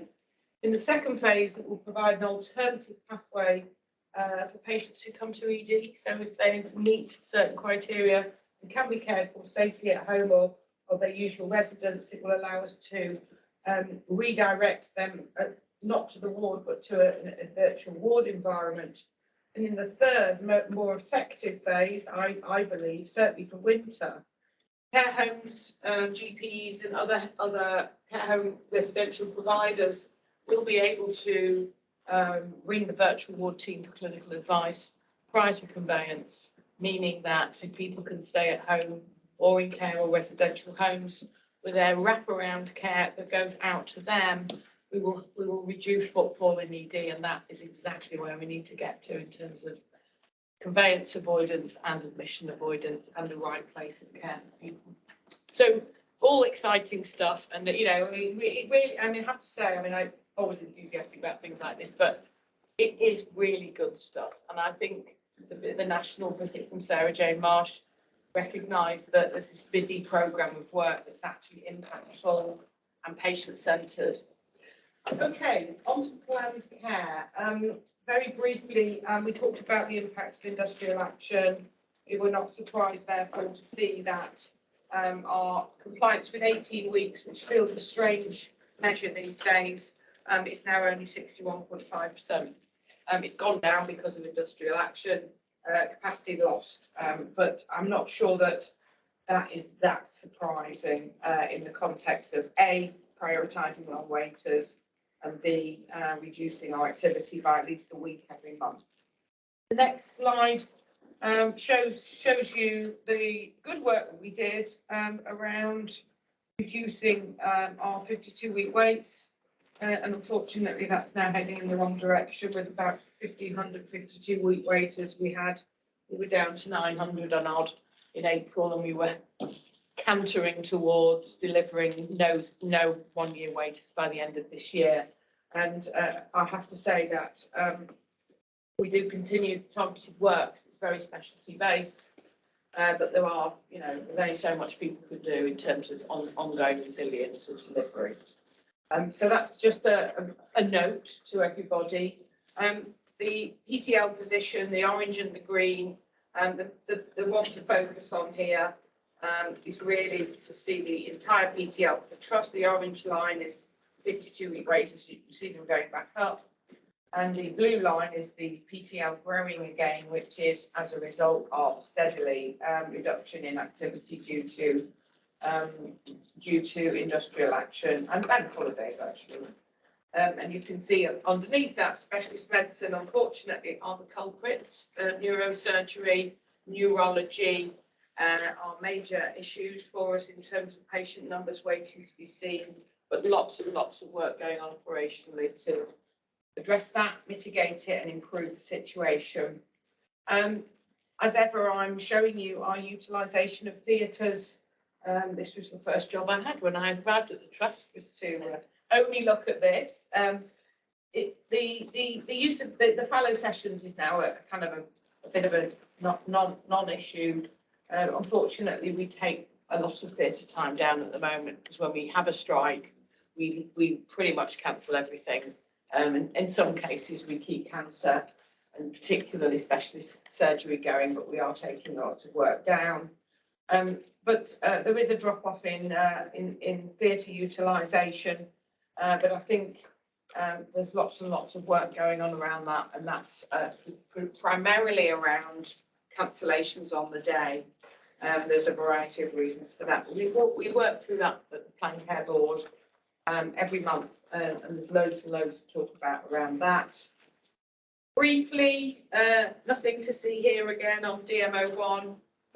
We are 6%, so which is 94%. So target is 95. We always report this backwards, but we are 95% target, and we're 96%. So we're just shy of compliance.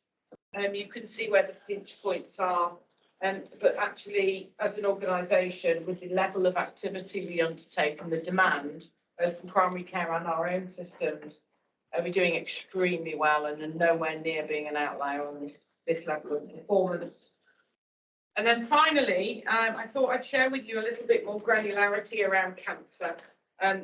There are lots of things going on in the cancer world at the moment, and the way we measure constitutional targets service in cancer will change in the coming months. But essentially, the only non-compliant service for 2-week wait was gynae. FDS generally is 67 against 75%, and those in red, you can see those services that are failing to tell patients within 28 days what is wrong with them. As an example, if you took colorectal, lots and lots of endoscopy and colonoscopy lists are taken down every time we have a strike. That elongates by 1 to 2 weeks the length of time it takes to take people through the 2-week wait diagnostic process. So lots and lots of work going on, but just to give you an idea, our 62-day treatment performance has not been compliant, I don't think, since I arrived. And lots of that is to do with histopathology, for which we have an ambitious improvement plan. But you can see that most of the services are not compliant with that standard, which is a real shame, but gives us something to focus on. And then finally, our backlog, which is patients who don't have a diagnosis after 62 days on the cancer PTL, is in a good state. 160 sounds like a lot, but on a PTL of nearly 4,000 patients, that's pretty good. I will finish there. Thank you. Thank you. Any questions on that part of the report?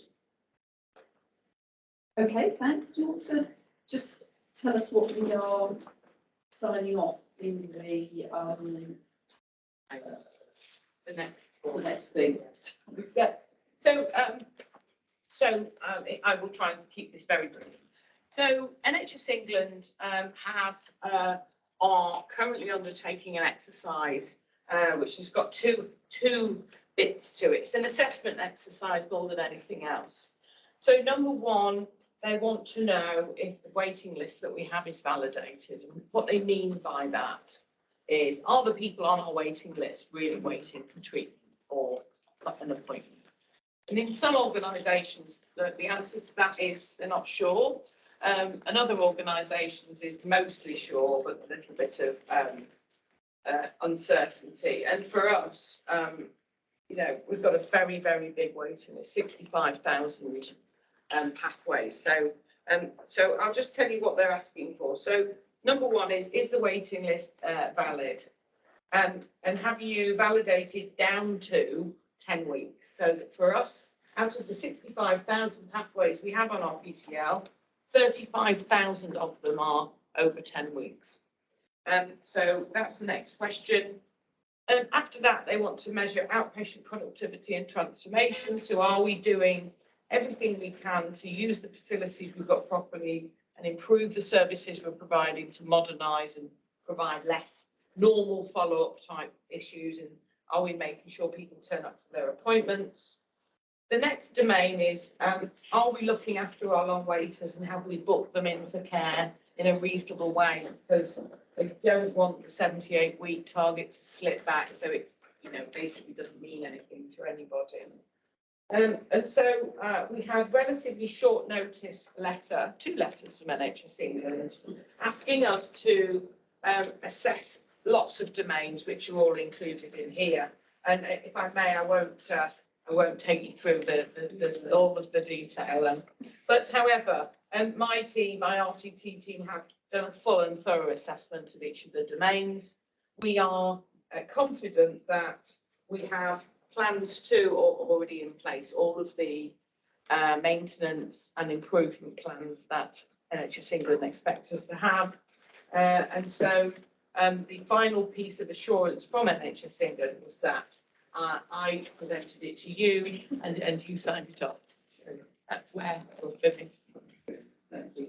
Given that, as the questions, I mean, it's sort of semantics, but the questions say, has the board done this? Is the board assured of this?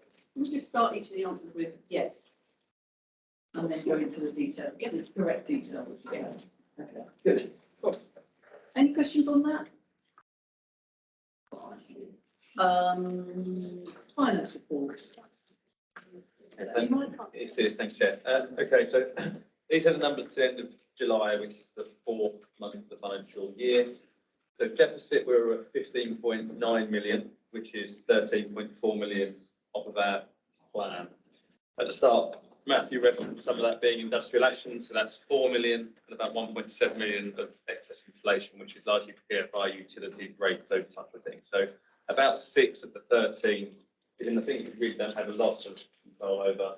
And then we've got about 7 million where we are far more in control of that. So we've delivered 5.6 of financial improvement in the year so far, but that's 3 less than what we needed to have done today. And the other big chunk is about 100 extra whole-time equivalents being worked in the clinical groups than we can afford. That's about another 3 million. They're our key drivers of the position. So for our exit from oversight framework 4, I mean, we're not yet quite on track to do the 20 million. But, we've got the plans to get there, and I think if we can deliver the forecast, we will get there. The controls for our exit from oversight framework 4 are on plan, which is good. So that's showing good progress of where we've come from. Capital is a bit tricky. We know that we've got some risk against our North East London prop, about 5 million, so we're working through that. And we know as a report that is a very small allocation compared to other regions. And the national programmes, we've got about £9 million pressure to manage. Some of that to do with timing of the national big schemes, largely CDC. For cash, that means we're following the national process for support for our liquidity, and that's what the paper references for approval. That's the key messages in that financial report. Are there any questions? Mike, can you just talk us through what will be the consequences if we overspend on capital, just from how you reported it? It's a good question. The formal answer is that overspend from this year get netted off your ability to have money next year. One of the things that we agreed as a board was that we would, having come under some considerable pressure to set quite difficult to achieve financial plans, would expect some leeway or some fairness from central government about the capital that came into North East London. In my book, that was sort of a deal, and I'm just putting that on the record yet again, because I wouldn't like anybody nationally to renege on the fact that they had said they would consider the capital position for North East London. I don't think you two as well, that might. And can I just also say so this goes back to Matthew's introduction, doesn't it? The infamous red, yellow, and green delivery, financial delivery factor that we have. This is telling us, isn't it, that without strikes and inflation, we would, with that top black line, be heading into the position that we had said that we would deliver. And what is preventing us from doing that is strikes and inflation, both things out of our control. Yes, we're borderline delivering the 20 is what that shows, so it feels achievable.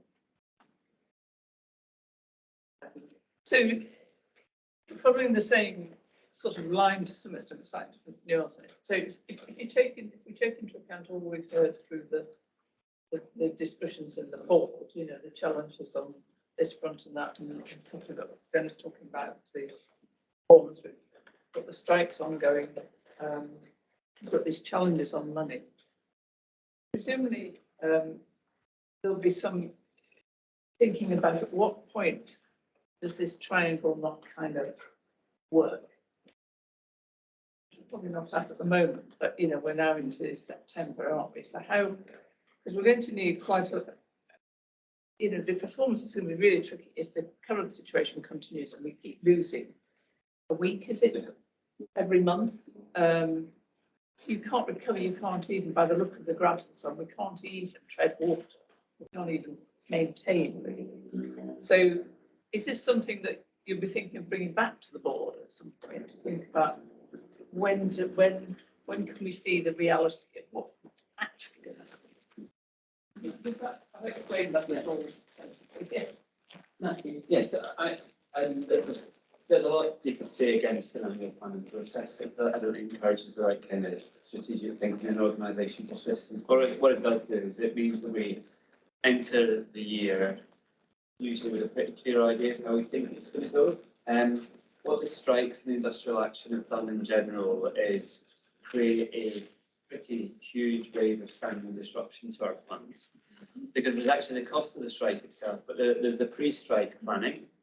So today we're currently looking at potential strike action in our pathology services next week as part of the Unite strike across North East London. The following week after by a 4 or 5 day combined strike of junior doctors and consultants.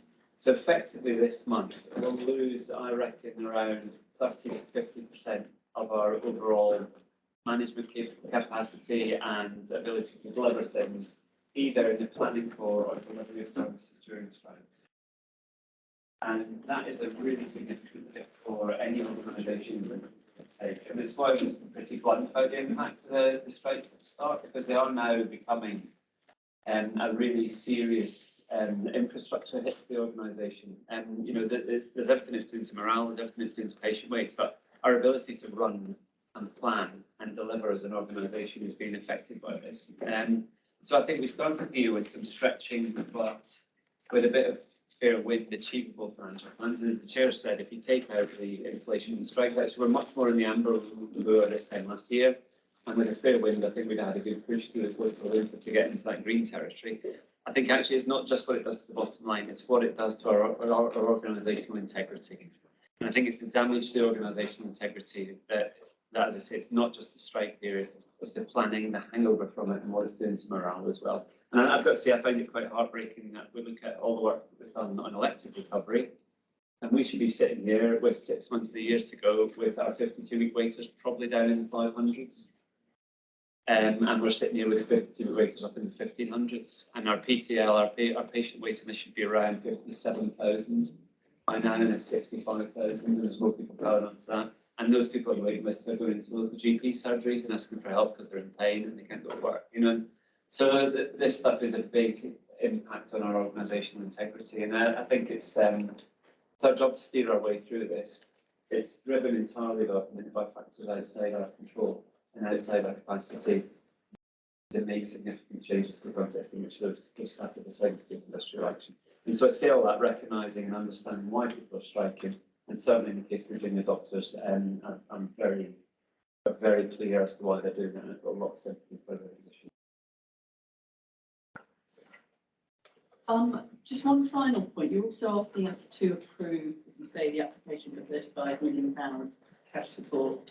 I understand that we need to do a formal process for this. But just to reiterate what I've said previously, I wouldn't expect us, given that we exist within a system, to be borrowing that at a high rate of interest from anybody else. So just a bit of an update on that. The system is looking to advance us cash now. So we may not need to draw this down, which will mean if we can deliver in the next quarter, what we may well need could be a smaller number. So that's the point they've given us the advance for now. So they are trying to support us. The system as a whole, the way it works, is pretty tricky to pass cash around. So frustratingly so. Anything else on the finance report? Thank you. Audit and risk report, Sue. Thank you. Shame you're not on performance related pay, isn't it, today? Am I not? Definitely. So the report is fairly straightforward. We have been spending quite a disproportionate amount of time grappling with the conclusion of our external audit. I just seen come through my emails the draft of the audit opinion with the draft of the representation letter. And clearly, we have not had a chance to look at that, but we make progress, which is great. I don't think there's anything particular that I want to highlight. It's our usual business. If it's okay, what I would like to do is just spend a minute or to talking about the auditor panel meeting to appoint new auditors. So I don't know if you want to take questions on the overarching report first, and then I'll do that. Does anybody have any? No, carry on. Okay, so finance colleagues have been through an extensive and appropriate procurement process to get us new auditors. BDO chose not to participate in that process. We bent over backwards to give them the opportunity to do so, but they chose not to participate. We came through with one applicant, and the auditor panel met to interview them, for want of a better word. And the auditor panel is really the NEDs on the audit committee, so it's been through some pretty serious scrutiny. It will come as no surprise to you that the questions that we asked largely related to the performance challenges we've experienced over the last 2 years, seeking assurances about that. And obviously the formal paper-driven process also looked extensively about capacity, et cetera, et cetera. We were interested in how they would accommodate the fact this would be the third audit in North East London. So we sought assurances about capacity and technical resource, all of the things that of course was a problem.